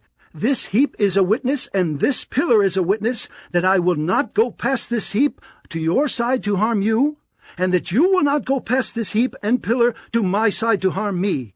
May the God of Abraham and the God of Nahor, the God of their father, judge between us." So Jacob took an oath in the name of the fear of his father Isaac. He offered a sacrifice there in the hill country and invited his relatives to a meal. After they had eaten, they spent the night there. Early the next morning Laban kissed his grandchildren and his daughters and blessed them. Then he left and returned home. Chapter 32. Jacob also went on his way, and the angels of God met him. When Jacob saw them, he said, "This is the camp of God." So he named that place Mahanaim. Jacob sent messengers ahead of him to his brother Esau in the land of Seir, the country of Edom. He instructed them, "This is what you are to say to my master Esau. Your servant Jacob says, I have been staying with Laban, and have remained there till now. I have cattle and donkeys, sheep and goats, men servants and maid servants. Now I am sending this message to my lord, that I may find favor in your eyes." When the messengers returned to Jacob, they said, "We went to your brother Esau, and now he is coming to meet you, and 400 men are with him." In great fear and distress, Jacob divided the people who were with him into 2 groups, and the flocks and herds and camels as well. He thought, "If Esau comes and attacks one group, the group that is left may escape." Then Jacob prayed, "O God of my father Abraham, God of my father Isaac, O Lord, who said to me, Go back to your country and your relatives, and I will make you prosper. I am unworthy of all the kindness and faithfulness you have shown your servant. I had only my staff when I crossed this Jordan, but now I have become 2 groups. Save me, I pray, from the hand of my brother Esau, for I am afraid he will come and attack me, and also the mothers with their children. But you have said, I will surely make you prosper, and will make your descendants like the sand of the sea, which cannot be counted. He spent the night there, and from what he had with him he selected a gift for his brother Esau, 200 female goats and 20 male goats, 200 ewes and 20 rams, 30 female camels with their young, 40 cows and 10 bulls, and 20 female donkeys and 10 male donkeys. He put them in the care of his servants, each herd by itself, and said to his servants, Go ahead of me, and keep some space between the herds.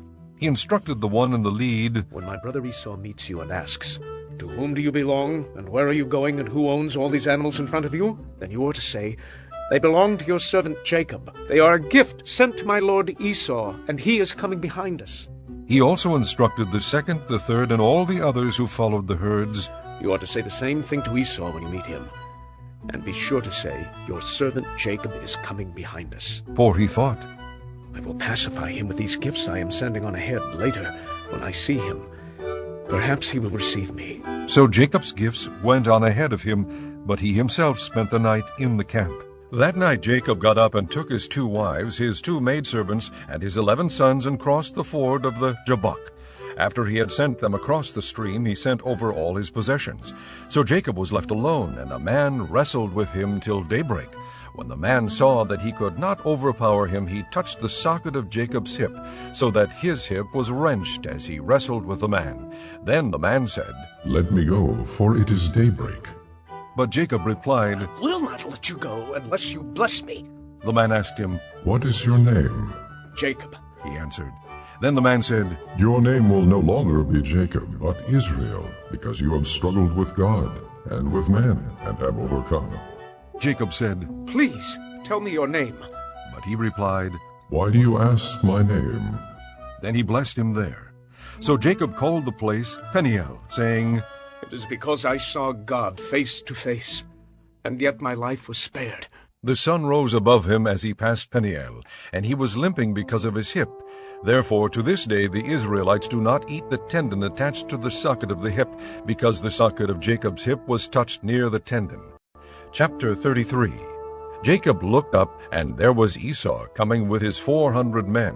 So he divided the children among Leah, Rachel, and the 2 maidservants. He put the maidservants and their children in front, Leah and her children next, and Rachel and Joseph in the rear. He himself went on ahead and bowed down to the ground 7 times as he approached his brother. But Esau ran to meet Jacob and embraced him. He threw his arms around his neck and kissed him, and they wept. Then Esau looked up and saw the women and children. Who are these with you? He asked. Jacob answered, They are the children God has graciously given your servant. Then the maidservants and their children approached and bowed down. Next Leah and her children came and bowed down. Last of all came Joseph and Rachel, and they too bowed down. Esau asked, What do you mean by all these droves I met? To find favor in your eyes, my lord, he said. But Esau said, I already have plenty, my brother. Keep what you have for yourself. No, please, said Jacob. If I have found favor in your eyes, accept this gift from me.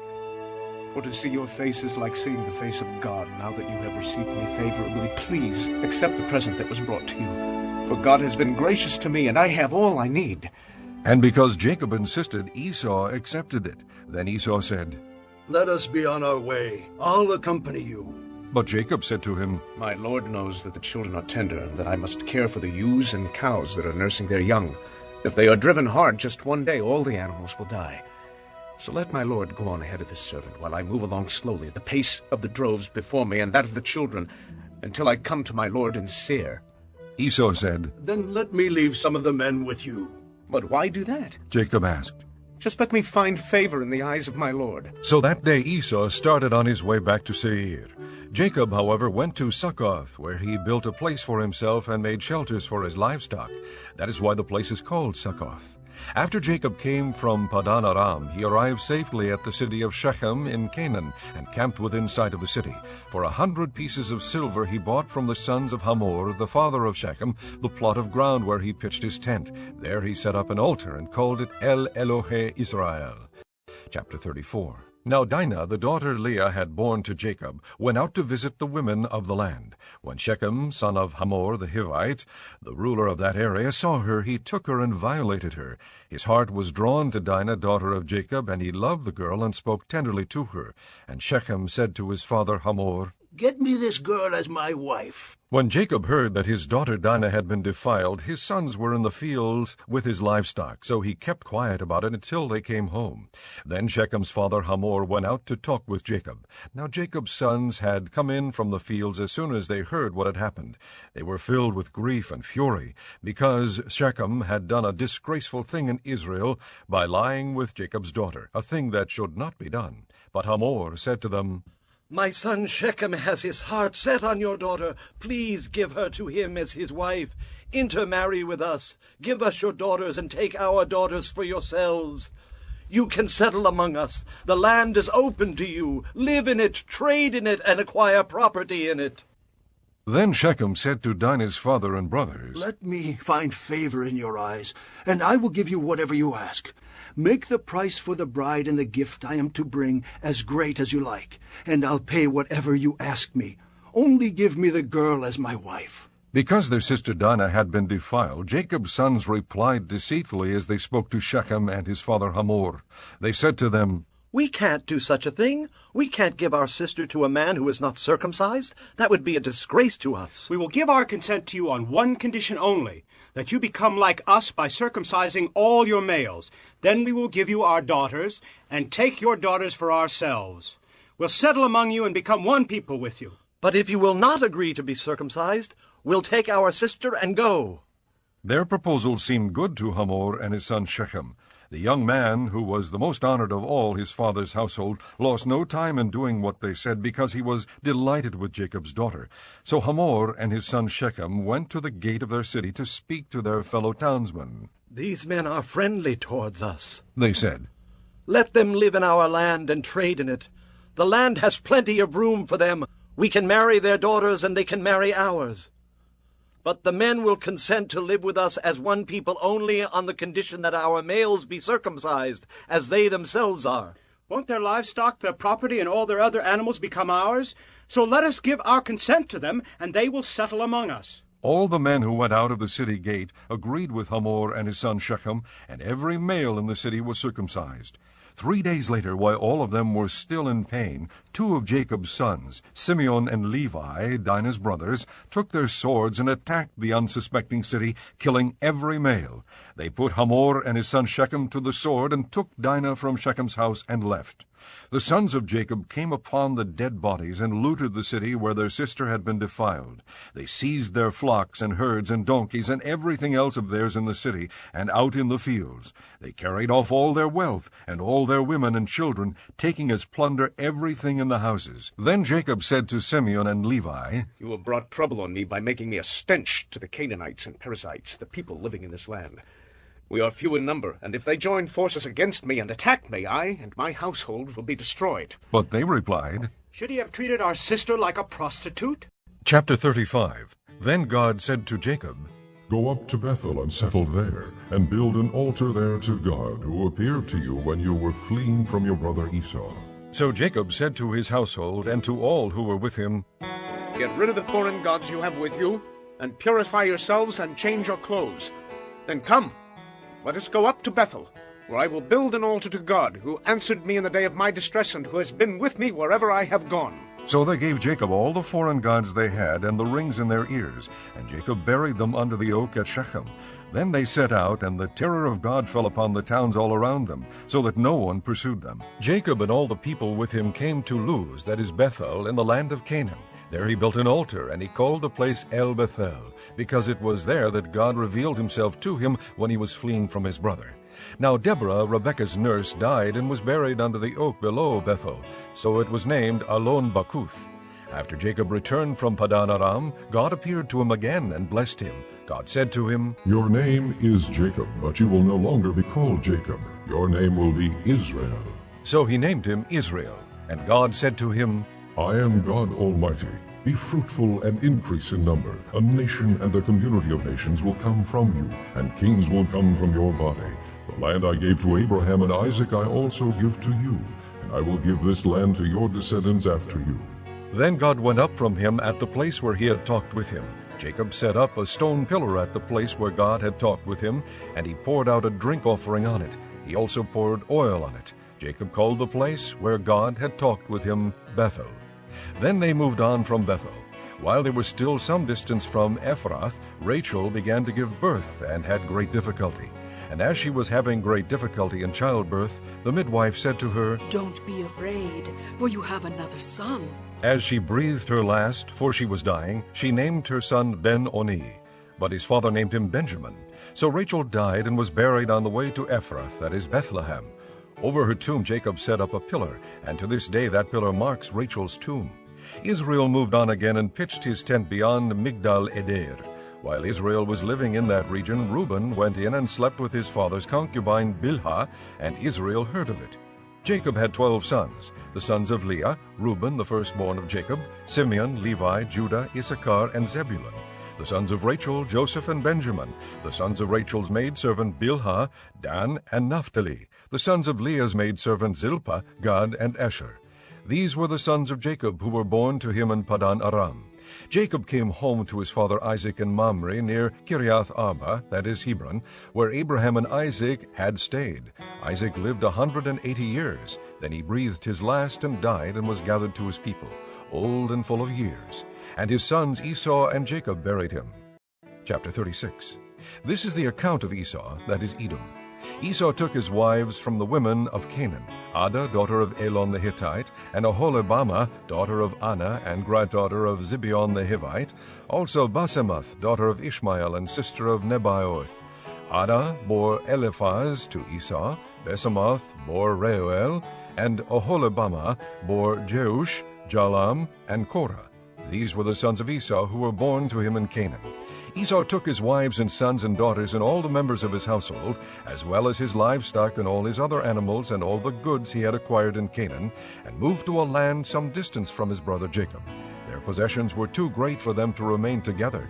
The land where they were staying could not support them both because of their livestock. So Esau, that is Edom, settled in the hill country of Seir. This is the account of Esau, the father of the Edomites, in the hill country of Seir. These are the names of Esau's sons: Eliphaz, the son of Esau's wife Ada, and Reuel, the son of Esau's wife Basemath. The sons of Eliphaz, Teman, Omar, Zepho, Gatam, and Kenaz. Esau's son Eliphaz also had a concubine named Timnah, who bore him Amalek. These were grandsons of Esau's wife Ada. The sons of Reuel, Nahath, Zerah, Shammah, and Mizah. These were grandsons of Esau's wife Bathemah. The sons of Esau's wife Oholibamah, daughter of Anna and granddaughter of Zibeon, whom she bore to Esau, Jeush, Jalam, and Korah.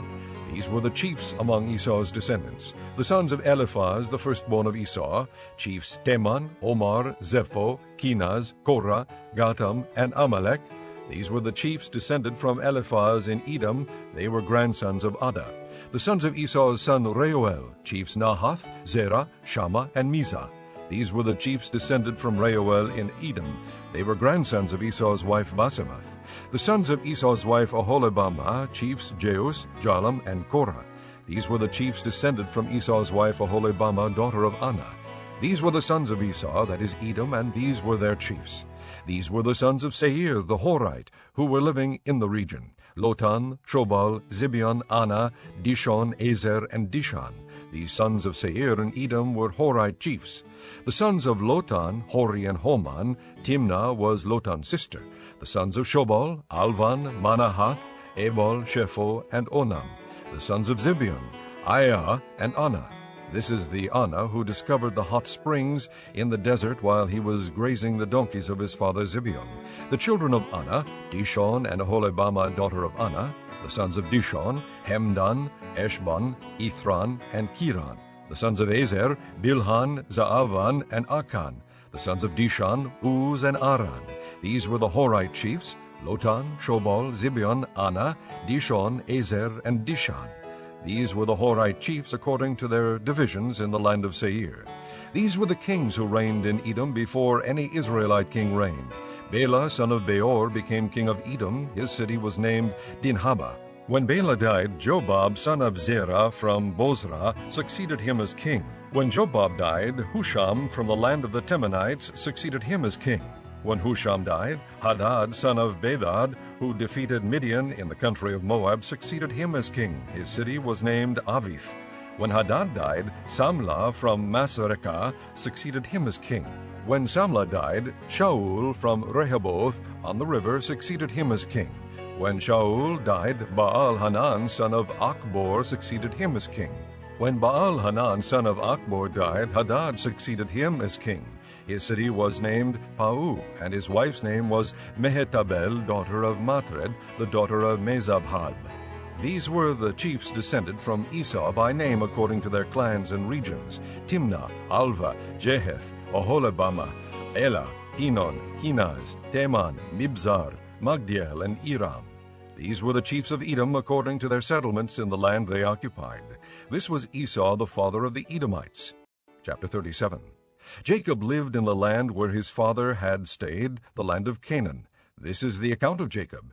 Joseph, a young man of 17, was tending the flocks with his brothers, the sons of Bilhah and the sons of Zilpah, his father's wives, and he brought their father a bad report about them. Now Israel loved Joseph more than any of his other sons, because he had been born to him in his old age, and he made a richly ornamented robe for him. When his brothers saw that their father loved him more than any of them, they hated him and could not speak a kind word to him.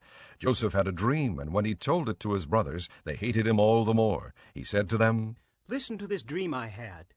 We were binding sheaves of grain out in the field when suddenly my sheaf rose and stood upright, while your sheaves gathered around mine and bowed down to it." His brothers said to him, "Do you intend to reign over us? Will you actually rule us?" And they hated him all the more because of his dream and what he had said. Then he had another dream, and he told it to his brothers. "Listen," he said. "I had another dream, and this time the sun and moon and 11 stars were bowing down to me." When he told his father as well as his brothers, his father rebuked him and said, "What is this dream you had? Will your mother and I and your brothers actually come and bow down to the ground before you?" His brothers were jealous of him, but his father kept the matter in mind. Now his brothers had gone to graze their father's flocks near Shechem, and Israel said to Joseph, "As you know, your brothers are grazing the flocks near Shechem. Come, I'm going to send you to them." "Very well," he replied.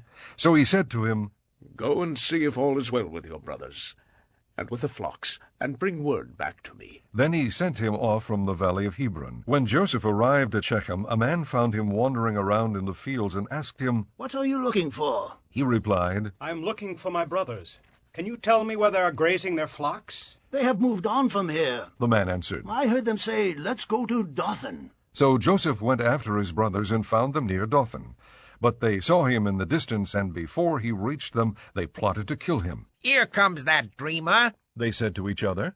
"Come now, let's kill him and throw him into one of these cisterns and say that a ferocious animal devoured him. And then we'll see what comes of his dreams." When Reuben heard this, he tried to rescue him from their hands. "Let's not take his life," he said. "Don't shed any blood. Throw him into this cistern here in the desert, but don't lay a hand on him." Reuben said this to rescue him from them and take him back to his father. So when Joseph came to his brothers, they stripped him of his robe, the richly ornamented robe he was wearing, and they took him and threw him into the cistern. Now the cistern was empty, there was no water in it. As they sat down to eat their meal, they looked up and saw a caravan of Ishmaelites coming from Gilead. Their camels were loaded with spices, balm, and myrrh, and they were on their way to take them down to Egypt. Judah said to his brothers, "What will we gain if we kill our brother and cover up his blood? Come, let's sell him to the Ishmaelites and not lay our hands on him. After all, he is our brother, our own flesh and blood." His brothers agreed. So when the Midianite merchants came by, his brothers pulled Joseph up out of the cistern and sold him for 20 shekels of silver to the Ishmaelites, who took him to Egypt. When Reuben returned to the cistern and saw that Joseph was not there, he tore his clothes. He went back to his brothers and said, "The boy isn't there. Where can I turn now?" Then they got Joseph's robe, slaughtered a goat, and dipped the robe in the blood. They took the ornamented robe back to their father and said, "We found this. Examine it to see whether it is your son's robe." He recognized it and said, "It is my son's robe. Some ferocious animal has devoured him. Joseph has surely been torn to pieces. Then Jacob tore his clothes, put on sackcloth, and mourned for his son many days. All his sons and daughters came to comfort him, but he refused to be comforted. No, he said, in mourning will I go down to the grave to my son. So his father wept for him. Meanwhile the Midianites sold Joseph in Egypt to Potiphar, one of Pharaoh's officials, the captain of the guard. Chapter 38. At that time Judah left his brothers and went down to stay with a man of Adullam named Hira. There Judah met the daughter of a Canaanite man named Shua. He married her and lay with her. She became pregnant and gave birth to a son who was named She conceived again and gave birth to a son and named him Onan. She gave birth to still another son and named him Shelah. It was at Chizib that she gave birth to him. Judah got a wife for his firstborn, and her name was Tamar. But Judah's firstborn, was wicked in the Lord's sight, so the Lord put him to death. Then Judah said to Onan, Lie with your brother's wife and fulfill your duty to her as a brother-in-law to produce offspring for your brother. But Onan knew that the offspring would not be his, so whenever he lay with his brother's wife, he spilled his semen on the ground to keep from producing offspring for his brother. What he did was wicked in the Lord's sight, so he put him to death also. Judah then said to his daughter-in-law Tamar, Live as a widow in your father's house until my son Shelah grows up. For he thought, He may die too, just like his brothers. So Tamar went to live in her father's house. After a long time Judah's wife, the daughter of Shua, died. When Judah had recovered from his grief, and he went up to Timnah to the men who were shearing his sheep, and his friend Hira the Adullamite went with him. When Tamar was told, Your father-in-law is on his way to Timnah to shear his sheep, she took off her widow's clothes, covered herself with a veil to disguise herself, and then sat down at the entrance to Enaim, which is on the road to Timnah. For she saw that, though Shelah had now grown up, she had not been given to him as his wife. When Judah saw her, he thought she was a prostitute, for she had covered her face. Not realizing that she was his daughter-in-law, he went over to her by the roadside and said, Come now, let me sleep with you. And what will you give me to sleep with you? She asked. I'll send you a young goat from my flock. He said. Will you give me something as a pledge until you send it? She asked. He said. What pledge should I give you? Your seal and its cord, and a staff in your hand. She answered. So he gave them to her and slept with her, and she became pregnant by him. After she left, she took off her veil and put on her widow's clothes again. Meanwhile Judah sent the young goat by his friend the Adullamite in order to get his pledge back from the woman. But he did not find her. He asked the men who lived there, Where is the shrine prostitute who was beside the road at Enaim? There hasn't been any shrine prostitute here, they said. So he went back to Judah and said, I didn't find her. Besides, the men who live there said there hasn't been any shrine prostitute here. Then Judah said, Let her keep what she has, or we will become a laughingstock. After all, I did send her this young goat, but you didn't find her. About 3 months later, Judah was told, Your daughter-in-law Tamar is guilty of prostitution, and as a result, she is now pregnant. Judah said, Bring her out and have her burned to death. As she was being brought out, she sent a message to her father-in-law. I am pregnant by the man who owns these, she said, and she added, See if you recognize whose seal and cord and staff these are. Judah recognized them and said, She is more righteous than I, since I wouldn't give her to my son Shelah. And he did not sleep with her again. When the time came for her to give birth, there were twin boys in her womb. As she was giving birth, one of them put out his hand. So the midwife took a scarlet thread and tied it on his wrist and said, This one came out first. But when he drew back his hand, his brother came out, and she said, So this is how you have broken out. And he was named Perez. Then his brother, who had the scarlet thread on his wrist, came out, and he was given the name Zerah. Chapter 39. Now Joseph had been taken down to Egypt. Potiphar, an Egyptian who was one of Pharaoh's officials, the captain of the guard, bought him from the Ishmaelites who had taken him there. The Lord was with Joseph, and he prospered, and he lived in the house of his Egyptian master. When his master saw that the Lord was with him, and that the Lord gave him success in everything he did, Joseph found favor in his eyes and became his attendant. Potiphar put him in charge of his household, and he entrusted to his care everything he owned. From the time he put him in charge of his household and of all that he owned, the Lord blessed the household of the Egyptian because of Joseph. The blessing of the Lord was on everything Potiphar had, both in the house and in the field. So he left in Joseph's care everything he had. With Joseph in charge, he did not concern himself with anything except the food he ate. Now Joseph was well built and handsome, and after a while his master's wife took notice of Joseph and said, "Come to bed with me." But he refused. With me in charge, He told her, my master does not concern himself with anything in the house. Everything he owns he has entrusted to my care. No one is greater in this house than I am. My master has withheld nothing from me except you because you are his wife. How then could I do such a wicked thing and sin against God? And though she spoke to Joseph day after day, he refused to go to bed with her or even be with her. One day he went into the house to attend to his duties, and none of the household servants was inside. She caught him by his cloak and said, "Come to bed with me." But he left his cloak in her hand and ran out of the house. When she saw that he had left his cloak in her hand and had run out of the house, she called her household servants. "Look," she said to them, "this Hebrew has been brought to us to make sport of us. He came in here to sleep with me, but I screamed. When he heard me scream for help, he left his cloak beside me and ran out of the house." She kept his cloak beside her until his master came home. Then she told him this story. "That Hebrew slave you brought us came to me to make sport of me. But as soon as I screamed for help, he left his cloak beside me and ran out of the house." When his master heard the story, his wife told him, saying, "This is how your slave treated me." He burned with anger. Joseph's master took him and put him in prison, the place where the king's prisoners were confined. But while Joseph was there in the prison, the Lord was with him. He showed him kindness and granted him favor in the eyes of the prison warden. So the warden put Joseph in charge of all those held in the prison, and he was made responsible for all that was done there. The warden paid no attention to anything under Joseph's care, because the Lord was with Joseph and gave him success in whatever he did. Chapter 40. Some time later, the cupbearer and the baker of the king of Egypt offended their master. The king of Egypt, Pharaoh, was angry with his two officials, the chief cupbearer and the chief baker, and put them in custody in the house of the captain of the guard, in the same prison where Joseph was confined. The captain of the guard assigned them to Joseph, and he attended them. After they had been in custody for some time, each of the two men, the cupbearer and the baker of the king of Egypt, who were being held in prison, had a dream the same night, and each dream had a meaning of its own. When Joseph came to them the next morning, he saw that they were dejected. So he asked Pharaoh's officials who were in custody with him in his master's house, Why are your faces so sad today? "We both had dreams." They answered. "But there is no one to interpret them." Then Joseph said to them, Do not interpretations belong to God? Tell me your dreams. So the chief cupbearer told Joseph his dream. He said to him, "In my dream I saw a vine in front of me, and on the vine were 3 branches. As soon as it budded, it blossomed, and its clusters ripened into grapes.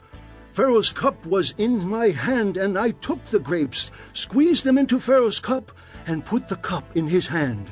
This is what it means. Joseph said to him, The 3 branches are 3 days. Within 3 days Pharaoh will lift up your head and restore you to your position, and you will put Pharaoh's cup in his hand, just as you used to do when you were his cupbearer. But when all goes well with you, remember me and show me kindness. Mention me to Pharaoh and get me out of this prison. For I was forcibly carried off from the land of the Hebrews, and even here I have done nothing to deserve being put in a dungeon. When the chief baker saw that Joseph had given a favorable interpretation, he said to Joseph, "I too had a dream. On my head were 3 baskets of bread. In the top basket were all kinds of baked goods for Pharaoh, but the birds were eating them out of the basket on my head." This is what it means. Joseph said, The 3 baskets are 3 days.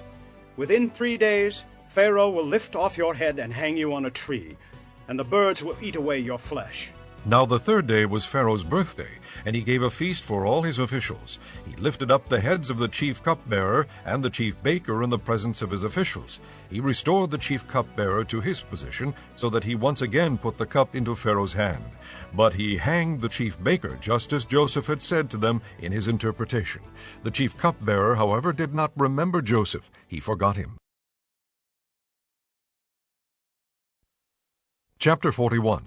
When 2 full years had passed, Pharaoh had a dream. He was standing by the Nile, when out of the river there came up 7 cows, sleek and fat, and they grazed among the reeds. After them 7 other cows, ugly and gaunt, came up out of the Nile and stood beside those on the river bank. And the cows that were ugly and gaunt ate up the 7 sleek fat cows. Then Pharaoh woke up. He fell asleep again and had a second dream. 7 heads of grain, healthy and good, were growing on a single stalk. After them 7 other heads of grain sprouted, thin and scorched by the east wind. The thin heads of grain swallowed up the 7 healthy, full heads. Then Pharaoh woke up. It had been a dream. In the morning his mind was troubled, so he sent for all the magicians and wise men of Egypt. Pharaoh told them his dreams, but no one could interpret them for him. Then the chief cupbearer said to Pharaoh, "Today I am reminded of my shortcomings. Pharaoh was once angry with his servants, and he imprisoned me and the chief baker in the house of the captain of the guard. Each of us had a dream the same night, and each dream had a meaning of its own. Now a young Hebrew was there with us, a servant of the captain of the guard. We told him our dreams, and he interpreted them for us, giving each man the interpretation of his dream. And things turned out exactly as he interpreted them to us. I was restored to my position, and the other man was hanged." So Pharaoh sent for Joseph, and he was quickly brought from the dungeon. When he had shaved and changed his clothes, he came before Pharaoh. Pharaoh said to Joseph, "I had a dream, and no one can interpret it. But I have heard it said of you that when you hear a dream you can interpret it." "I cannot do it," Joseph replied to Pharaoh. "but God will give Pharaoh the answer he desires." Then Pharaoh said to Joseph, "In my dream I was standing on the bank of the Nile, when out of the river there came up 7 cows, fat and sleek, and they grazed among the reeds. After them 7 other cows came up, scrawny and very ugly and lean. I had never seen such ugly cows in all the land of Egypt. The lean, ugly cows ate up the 7 fat cows that came up first. But even after they ate them, no one could tell that they had done so. They looked just as ugly as before. Then I woke up. In my dreams I also saw 7 heads of grain, full and good, growing on a single stalk. After them 7 other heads sprouted, withered and thin and scorched by the east wind. The thin heads of grain swallowed up the 7 good heads. I told this to the magicians, but none could explain it to me." Then Joseph said to Pharaoh, "The dreams of Pharaoh are one and the same. God has revealed to Pharaoh what he is about to do. The 7 good cows are 7 years, and the 7 good heads of grain are 7 years. It is one and the same dream. The 7 lean, ugly cows that came up afterward are 7 years, and so are the 7 worthless heads of grain scorched by the east wind. They are 7 years of famine. It is just as I said to Pharaoh. God has shown Pharaoh what he is about to do. 7 years of great abundance are coming throughout the land of Egypt, but 7 years of famine will follow them. Then all the abundance in Egypt will be forgotten, and the famine will ravage the land. The abundance in the land will not be remembered, because the famine that follows it will be so severe. The reason the dream was given to Pharaoh in 2 forms is that the matter has been firmly decided by God, and God will do it soon. And now let Pharaoh look for a discerning and wise man and put him in charge of the land of Egypt. Let Pharaoh appoint commissioners over the land to take 1/5 of the harvest of Egypt during the 7 years of abundance.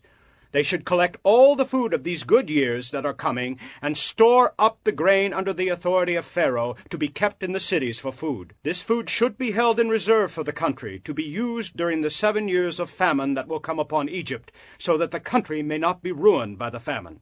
The plan seemed good to Pharaoh and to all his officials. So Pharaoh asked them, "Can we find anyone like this man, one in whom is the Spirit of God?"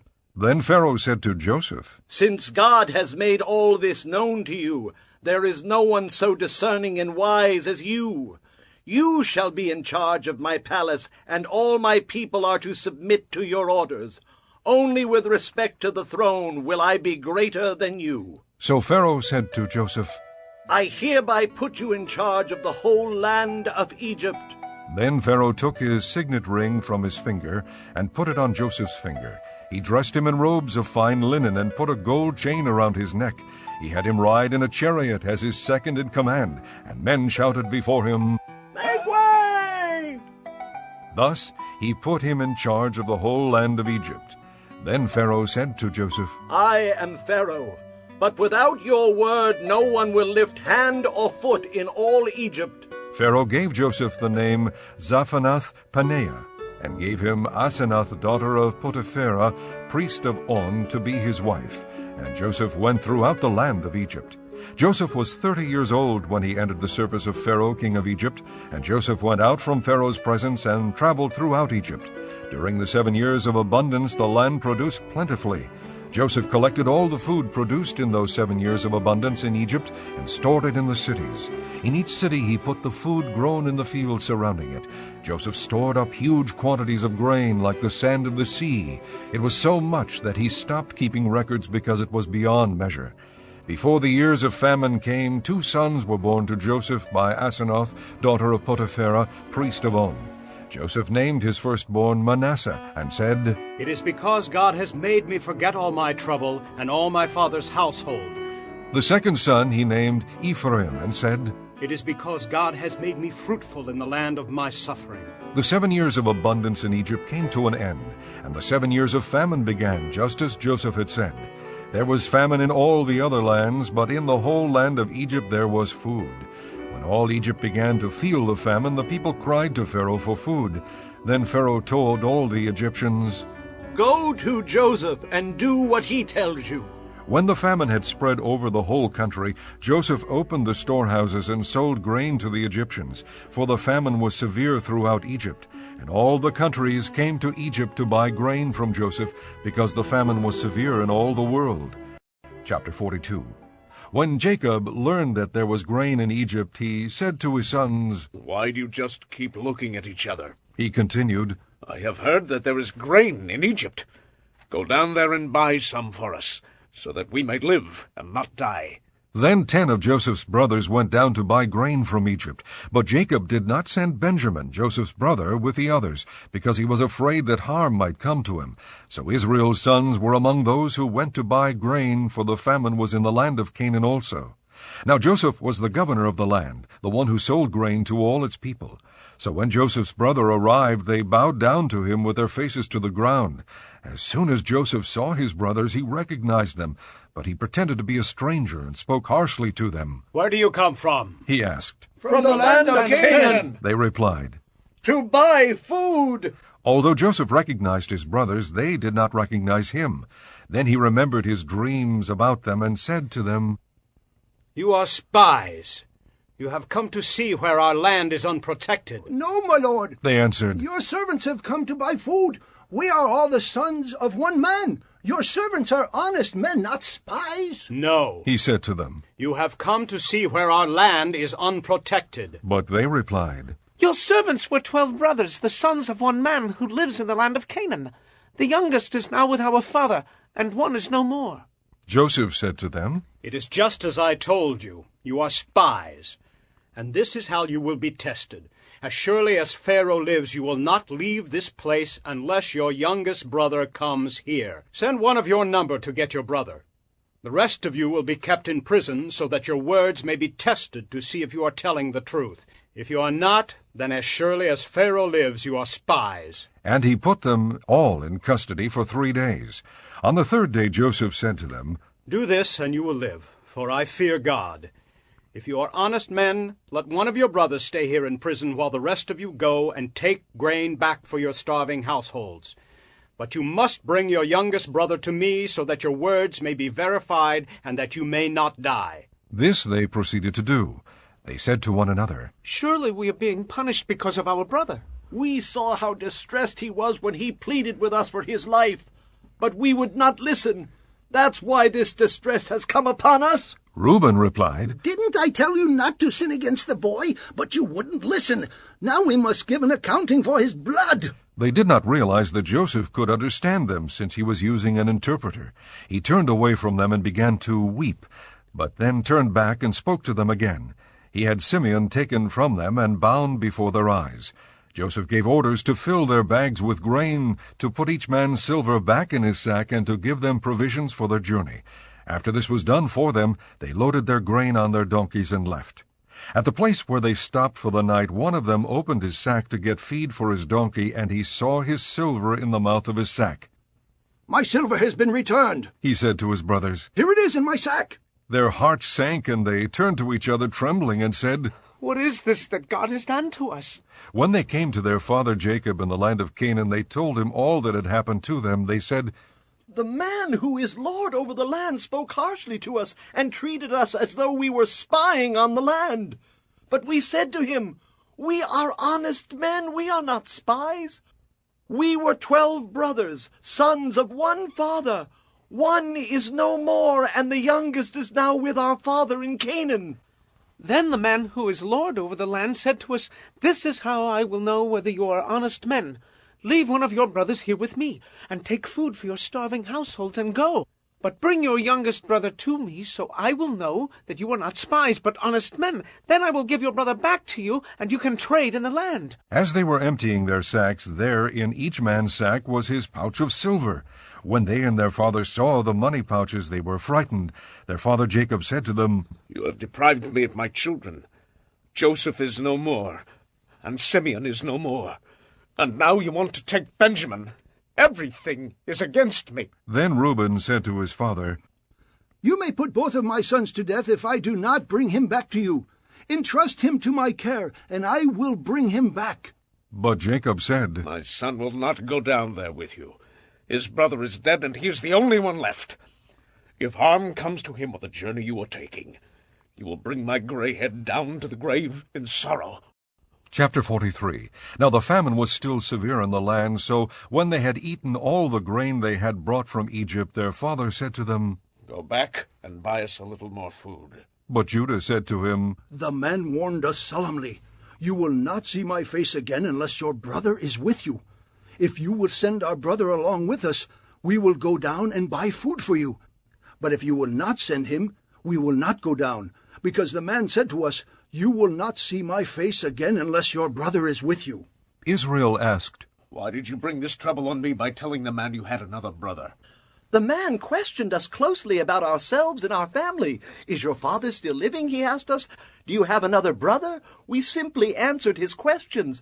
How were we to know he would say, 'Bring your brother down here'?" Then Judah said to Israel his father, "Send the boy along with me, and we will go at once, so that we and you and our children may live and not die. I myself will guarantee his safety. You can hold me personally responsible for him. If I do not bring him back to you and set him here before you, I will bear the blame before you all my life. As it is, if we had not delayed, we could have gone and returned twice." Then their father Israel said to them, "If it must be, then do this. Put some of the best products of the land in your bags, and take them down to the man as a gift. A little balm, and a little honey, some spices and myrrh, some pistachio nuts and almonds. Take double the amount of silver with you, for you must return the silver that was put back into the mouths of your sacks. Perhaps it was a mistake. Take your brother also, and go back to the man at once. And may God Almighty grant you mercy before the man, so that he will let your other brother and Benjamin come back with you. As for me, if I am bereaved, I am bereaved." So the men took the gifts and double the amount of silver, and Benjamin also. They hurried down to Egypt and presented themselves to Joseph. When Joseph saw Benjamin with them, he said to the steward of his house, "Take these men to my house, slaughter an animal, and prepare dinner. They are to eat with me at noon." The man did as Joseph told him, and took the men to Joseph's house. Now the men were frightened when they were taken to his house. They thought, "We were brought here because of the silver that was put back into our sacks the first time. He wants to attack us and overpower us and seize us as slaves and take our donkeys." So they went up to Joseph's steward and spoke to him at the entrance to the house. "Please, sir," they said, "we came down here the first time to buy food. But at the place where we stopped for the night, we opened our sacks, and each of us found his silver, the exact weight, in the mouth of his sack. So we have brought it back with us. We have also brought additional silver with us to buy food. We don't know who put our silver in our sacks." "It's all right," he said. Don't be afraid. Your God, the God of your father, has given you treasure in your sacks. I received your silver. Then he brought Simeon out to them. The steward took the men into Joseph's house, gave them water to wash their feet, and provided fodder for their donkeys. They prepared their gifts for Joseph's arrival at noon, because they had heard that they were to eat there. When Joseph came home, they presented to him the gifts they had brought into the house, and they bowed down before him to the ground. He asked them how they were, and then he said, "How is your aged father you told me about? Is he still living?" They replied, "Your servant, our father, is still alive and well." And they bowed low to pay him honor. As he looked about and saw his brother Benjamin, his own mother's son, he asked, "Is this your youngest brother, the one you told me about?" And he said, "God be gracious to you, my son." Deeply moved at the sight of his brother, Joseph hurried out and looked for a place to weep. He went into his private room and wept there. After he had washed his face, he came out and, controlling himself, said, "Serve the food." They served him by himself, the brothers by themselves, and the Egyptians who ate with him by themselves, because Egyptians could not eat with Hebrews, for that is detestable to Egyptians. The men had been seated before him in the order of their ages, from the firstborn to the youngest, and they looked at each other in astonishment. When portions were served to them from Joseph's table, Benjamin's portion was 5 times as much as anyone else's, so they feasted and drank freely with him. Chapter 44. Now Joseph gave these instructions to the steward of his house. "Fill the men's sacks with as much food as they can carry, and put each man's silver in the mouth of his sack. Then put my cup, the silver one, in the mouth of the youngest one's sack, along with the silver for his grain." And he did as Joseph said. As morning dawned, the men were sent on their way with their donkeys. They had not gone far from the city when Joseph said to his steward, "Go after those men at once, and when you catch up with them, say to them, 'Why have you repaid good with evil? Isn't this the cup my master drinks from and also uses for divination? This is a wicked thing you have done.'" When he caught up with them, he repeated these words to them. But they said to him, "Why does my lord say such things? Far be it from your servants to do anything like that." We even brought back to you from the land of Canaan the silver we found inside the mouths of our sacks. So why would we steal silver or gold from your master's house? If any of your servants is found to have it, he will die, and the rest of us will become my lord's slaves. Very well, then, he said. Let it be as you say. Whoever is found to have it will become my slave. The rest of you will be free from blame. Each of them quickly lowered his sack to the ground and opened it.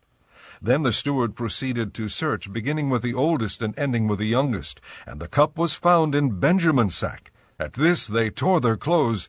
Then they all loaded their donkeys and returned to the city. Joseph was still in the house when Judah and his brothers came in, and they threw themselves to the ground before him. Joseph said to them, "What is this you have done? Don't you know that a man like me can find things out by divination?" "What can we say to my lord?" Judah replied. "What can we say? How can we prove our innocence? God has uncovered your servant's guilt. We are now my lord's slaves, we ourselves and the one who was found to have the cup." But Joseph said, "Far be it from me to do such a thing. Only the man who was found to have the cup will become my slave.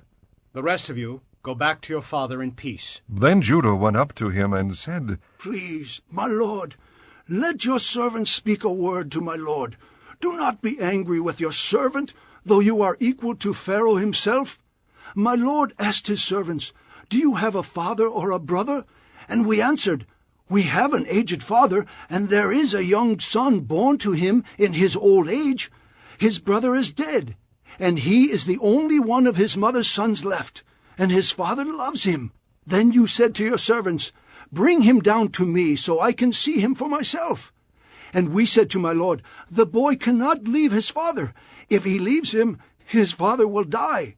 But you told your servants, 'Unless your youngest brother comes down with you, you will not see my face again.' When we went back to your servant, my father, we told him what my lord had said. Then our father said, 'Go back and buy a little more food.' But we said, 'We cannot go down. Only if our youngest brother is with us will we go. We cannot see the man's face unless our youngest brother is with us.' Your servant, my father, said to us, 'You know that my wife bore me 2 sons. One of them went away from me, and I said, He has surely been torn to pieces, and I have not seen him since. If you take this one from me too, and harm comes to him, you will bring my gray head down to the grave in misery. So now, if the boy is not with us when I go back to your servant my father, and if my father, whose life is closely bound up with the boy's life, sees that the boy isn't there, he will die. Your servants will bring the gray head of our father down to the grave in sorrow.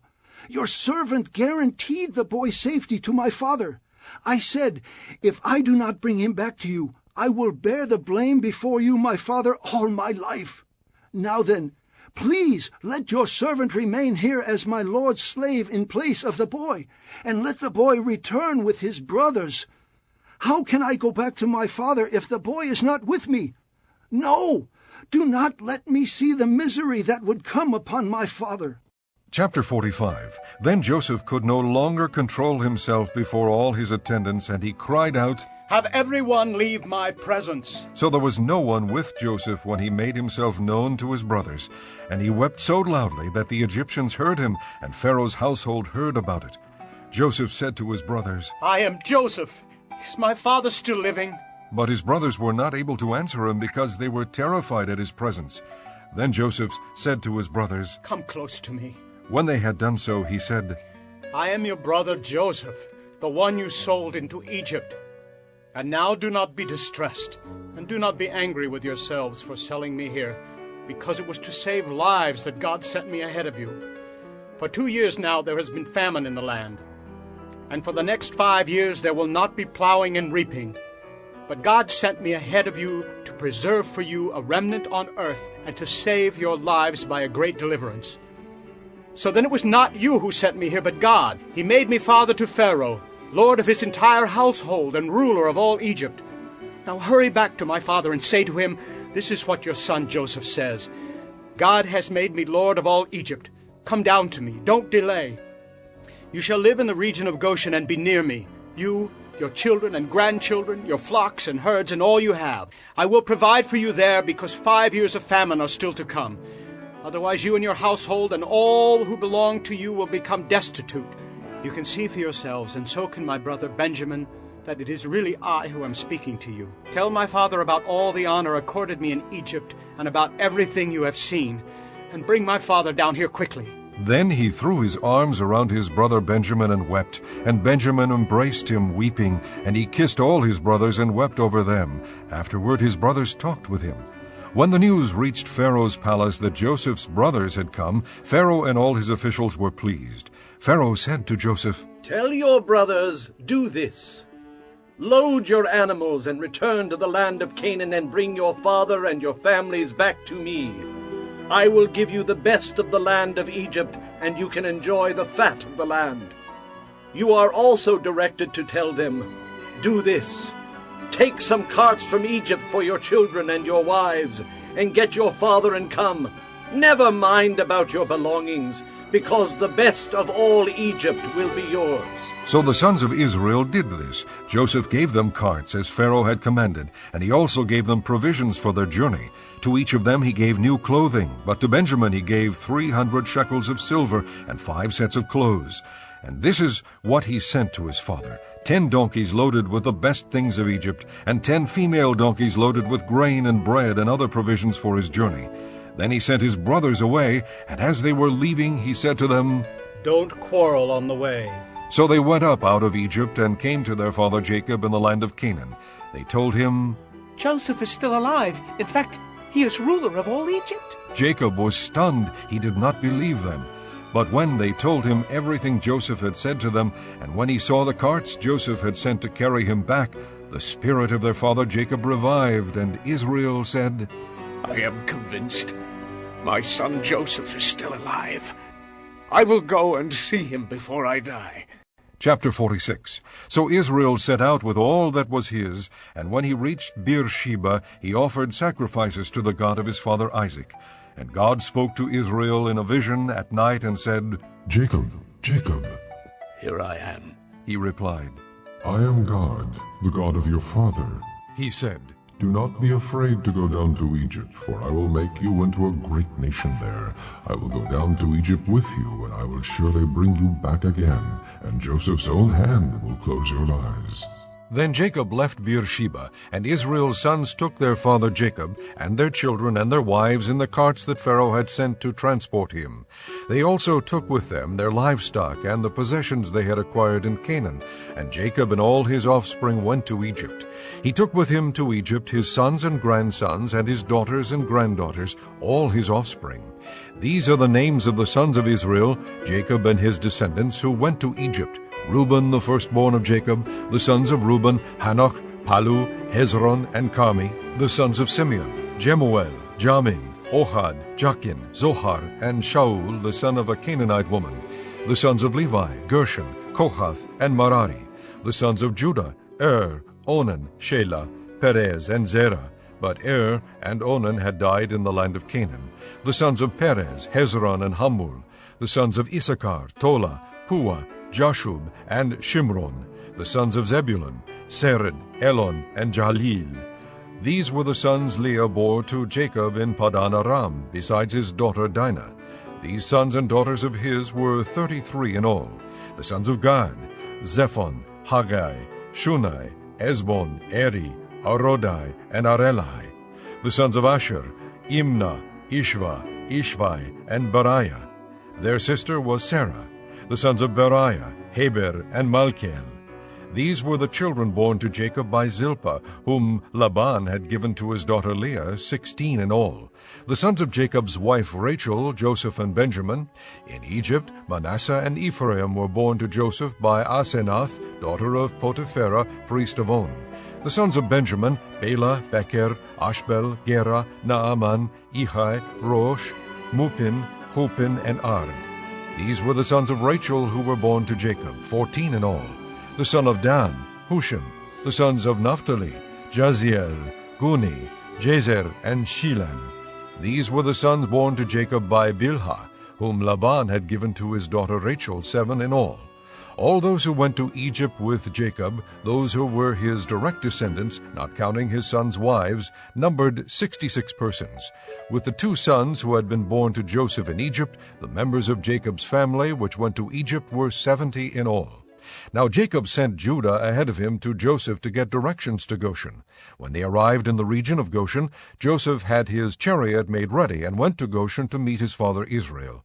As soon as Joseph appeared before him, he threw his arms around his father and wept for a long time. Israel said to Joseph, "Now I am ready to die, since I have seen for myself that you are still alive." Then Joseph said to his brothers and to his father's household, "I will go up and speak to Pharaoh, and will say to him, 'My brothers and my father's household, who were living in the land of Canaan, have come to me. The men are shepherds, they tend livestock, and they have brought along their flocks and herds and everything they own. When Pharaoh calls you in and asks, "What is your occupation?" you should answer, "Your servants have tended livestock from our boyhood on, just as our fathers did." Then you will be allowed to settle in the region of Goshen, for all shepherds are detestable to the Egyptians." Chapter 47. Joseph went and told Pharaoh, "My father and brothers, with their flocks and herds and everything they own, have come from the land of Canaan, and are now in Goshen." He chose 5 of his brothers and presented them before Pharaoh. Pharaoh asked the brothers, "What is your occupation?" "Your servants are shepherds," they replied to Pharaoh. "just as our fathers were." They also said to him, "We have come to live here a while, because the famine is severe in Canaan, and your servants' flocks have no pasture. So now, please, let your servants settle in Goshen." Pharaoh said to Joseph, "Your father and your brothers have come to you, and the land of Egypt is before you. Settle your father and your brothers in the best part of the land. Let them live in Goshen, and if you know of any among them with special ability, put them in charge of my own livestock." Then Joseph brought his father Jacob in and presented him before Pharaoh. After Jacob blessed Pharaoh, Pharaoh asked him, "How old are you?" And Jacob said to Pharaoh, "The years of my pilgrimage are 130. My years have been few and difficult, and they do not equal the years of the pilgrimage of my fathers." Then Jacob blessed Pharaoh and went out from his presence. So Joseph settled his father and his brothers in Egypt and gave them property in the best part of the land, the district of Ramesses, as Pharaoh directed. Joseph also provided his father and his brothers and all his father's household with food, according to the number of their children. There was no food, however, in the whole region because the famine was severe. Both Egypt and Canaan wasted away because of the famine. Joseph collected all the money that was to be found in Egypt and Canaan in payment for the grain they were buying, and he brought it to Pharaoh's palace. When the money of the people of Egypt and Canaan was gone, all Egypt came to Joseph and said, "Give us food." Why should we die before your eyes? "Our money is used up." "Then bring your livestock," said Joseph. "I will sell you food in exchange for your livestock, since your money is gone." So they brought their livestock to Joseph, and he gave them food in exchange for their horses, their sheep and goats, their cattle and donkeys. And he brought them through that year with food in exchange for all their livestock. When that year was over, they came to him the following year and said, "We cannot hide from our Lord the fact that since our money is gone and our livestock belongs to you, there is nothing left for our Lord except our bodies and our land." "Why should we perish before your eyes, we and our land as well?" "Buy us and our land in exchange for food, and we with our land will be in bondage to Pharaoh." "Give us seed so that we may live and not die, and that the land may not become desolate." So Joseph bought all the land in Egypt for Pharaoh. The Egyptians, one and all, sold their fields because the famine was too severe for them. The land became Pharaoh's, and Joseph reduced the people to servitude, from one end of Egypt to the other. However, he did not buy the land of the priests, because they received a regular allotment from Pharaoh, and had food enough from the allotment Pharaoh gave them. That is why they did not sell their land. Joseph said to the people, "Now that I have bought you and your land today for Pharaoh, here is seed for you so you can plant the ground. But when the crop comes in, give a fifth of it to Pharaoh. The other 4/5 you may keep as seed for the fields and as food for yourselves and your households and your children." "You have saved our lives," they said. "May we find favor in the eyes of our Lord. We will be in bondage to Pharaoh." So Joseph established it as a law concerning land in Egypt, still in force today, that a fifth of the produce belongs to Pharaoh. It was only the land of the priests that did not become Pharaoh's. Now the Israelites settled in Egypt in the region of Goshen. They acquired property there and were fruitful and increased greatly in number. Jacob lived in Egypt 17 years, and the years of his life were 147. When the time drew near for Israel to die, he called for his son Joseph and said to him, "If I have found favor in your eyes, put your hand under my thigh and promise that you will show me kindness and faithfulness. Do not bury me in Egypt, but when I rest with my fathers, carry me out of Egypt and bury me where they are buried." "I will do as you say," he said. "Swear to me," he said. Then Joseph swore to him, and Israel worshipped as he leaned on the top of his staff. Chapter 48. Sometime later Joseph was told, "Your father is ill." So he took his 2 sons, Manasseh and Ephraim, along with him. When Jacob was told, "Your son Joseph has come to you," Israel rallied his strength and sat up on the bed. Jacob said to Joseph, "God Almighty appeared to me at Luz in the land of Canaan, and there he blessed me and said to me, 'I am going to make you fruitful and will increase your numbers. I will make you a community of peoples, and I will give this land as an everlasting possession to your descendants after you. Now then, your 2 sons born to you in Egypt before I came to you here will be reckoned as mine. Ephraim and Manasseh will be mine, just as Reuben and Simeon are mine. Any children born to you after them will be yours. In the territory they inherit, they will be reckoned under the names of their brothers. As I was returning from Padan, to my sorrow Rachel died in the land of Canaan while we were still on the way, a little distance from Ephrath. So I buried her there beside the road to Ephrath, that is Bethlehem." When Israel saw the sons of Joseph, he asked, "Who are these?" "They are the sons God has given me here," Joseph said to his father.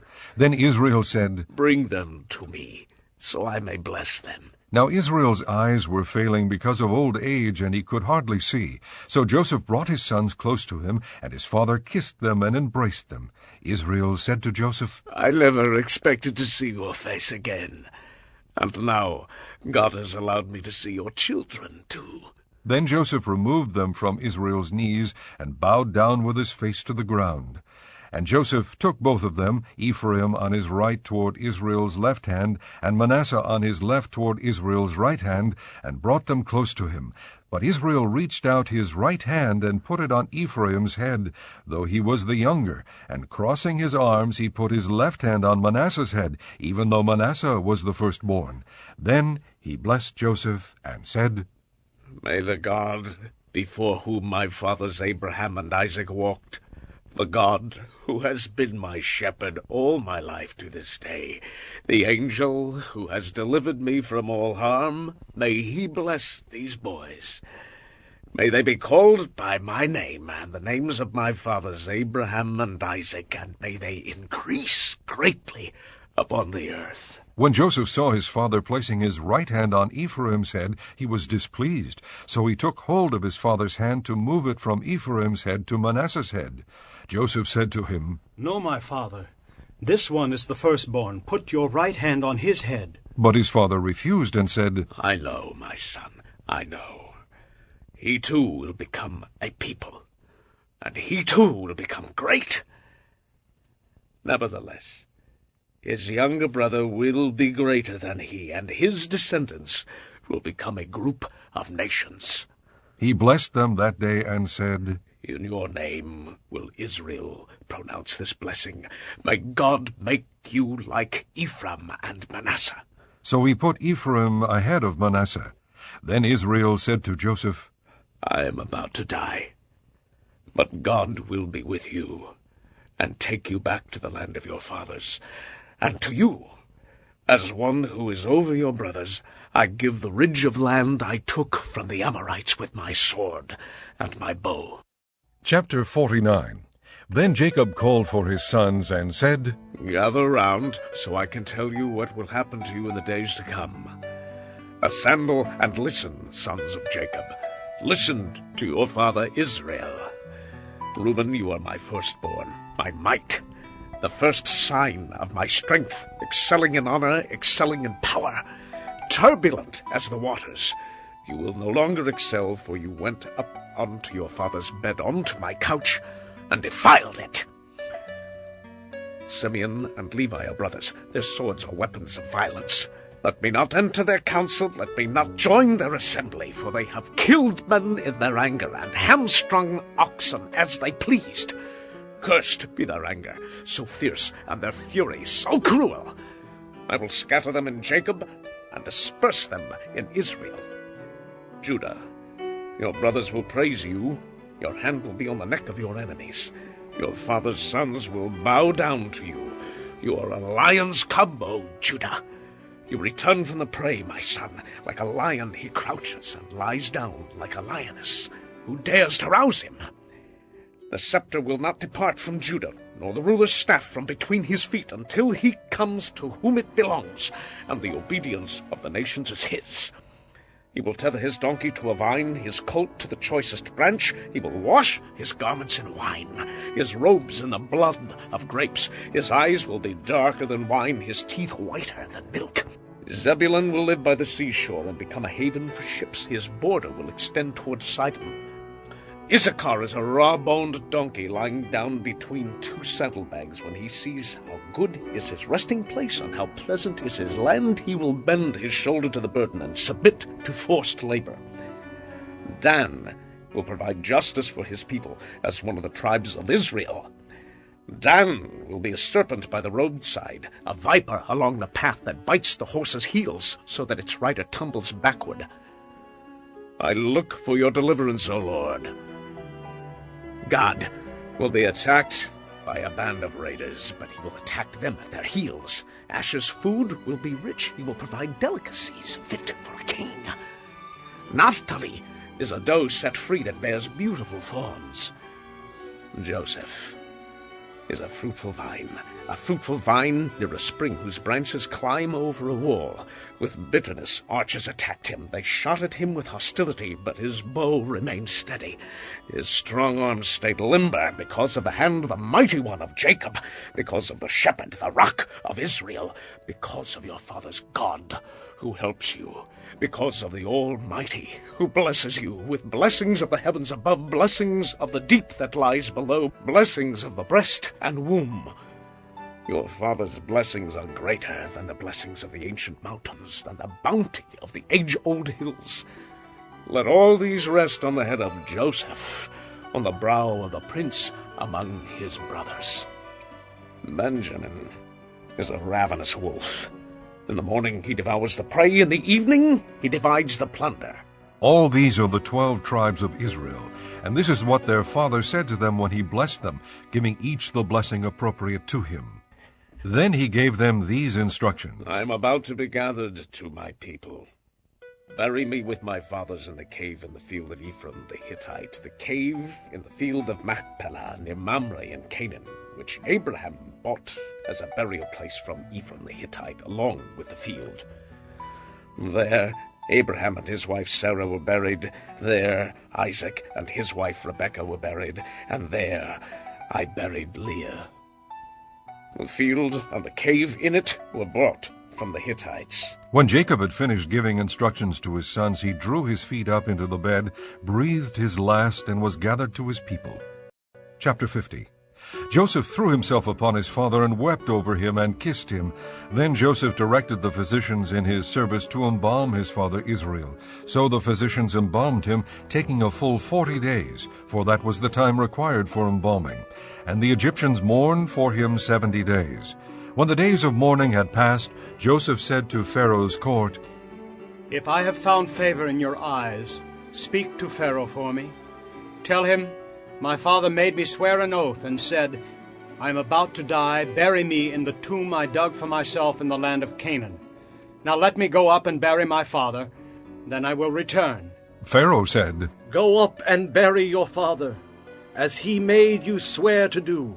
So Joseph went up to bury his father. All Pharaoh's officials accompanied him, the dignitaries of his court and all the dignitaries of Egypt, besides all the members of Joseph's household and his brothers and those belonging to his father's household. Only their children and their flocks and herds were left in Goshen. Chariots and horsemen also went up with him. It was a very large company. When they reached the threshing floor of Atad near the Jordan, they lamented loudly and bitterly, and there Joseph observed a 7-day period of mourning for his father. When the Canaanites who lived there saw the mourning at the threshing floor of Atad, they said, The Egyptians are holding a solemn ceremony of mourning. That is why that place near the Jordan is called Abel Misraim. So Jacob's sons did as he had commanded them. They carried him to the land of Canaan and buried him in the cave in the field of Machpelah near Mamre, which Abraham had bought as a burial place from Ephraim the Hittite, along with the field. After burying his father, Joseph returned to Egypt together with his brothers and all the others who had gone with him to bury his father. When Joseph's brothers saw that their father was dead, they said, What if Joseph holds a grudge against us and pays us back for all the wrongs we did to him? So they sent word to Joseph, saying, Your father left these instructions before he died. This is what you ought to say to Joseph. I ask you to forgive your brothers the sins and the wrongs they committed in treating you so badly. Now please forgive the sins of the servants of the God of your father. When their message came to him, Joseph wept. His brothers then came and threw themselves down before him. We are your slaves, they said. But Joseph said to them, Don't be afraid. Am I in the place of God? You intended to harm me, but God intended it for good to accomplish what is now being done, the saving of many lives. So then don't be afraid. I will provide for you and your children. And he reassured them and spoke kindly to them. Joseph stayed in Egypt along with all his father's family. He lived 110 years and saw the 3rd generation of Ephraim's children. Also the children of Machir, son of Manasseh, were placed at birth on Joseph's knees. Then Joseph said to his brothers, I am about to die. But God will surely come to your aid and take you up out of this land to the land he promised on oath to Abraham, Isaac, and Jacob. And Joseph made the sons of Israel swear an oath, and said, God will surely come to your aid, and then you must carry my bones up from this place. So Joseph died at the age of 110, and after they embalmed him he was placed in a coffin in Egypt.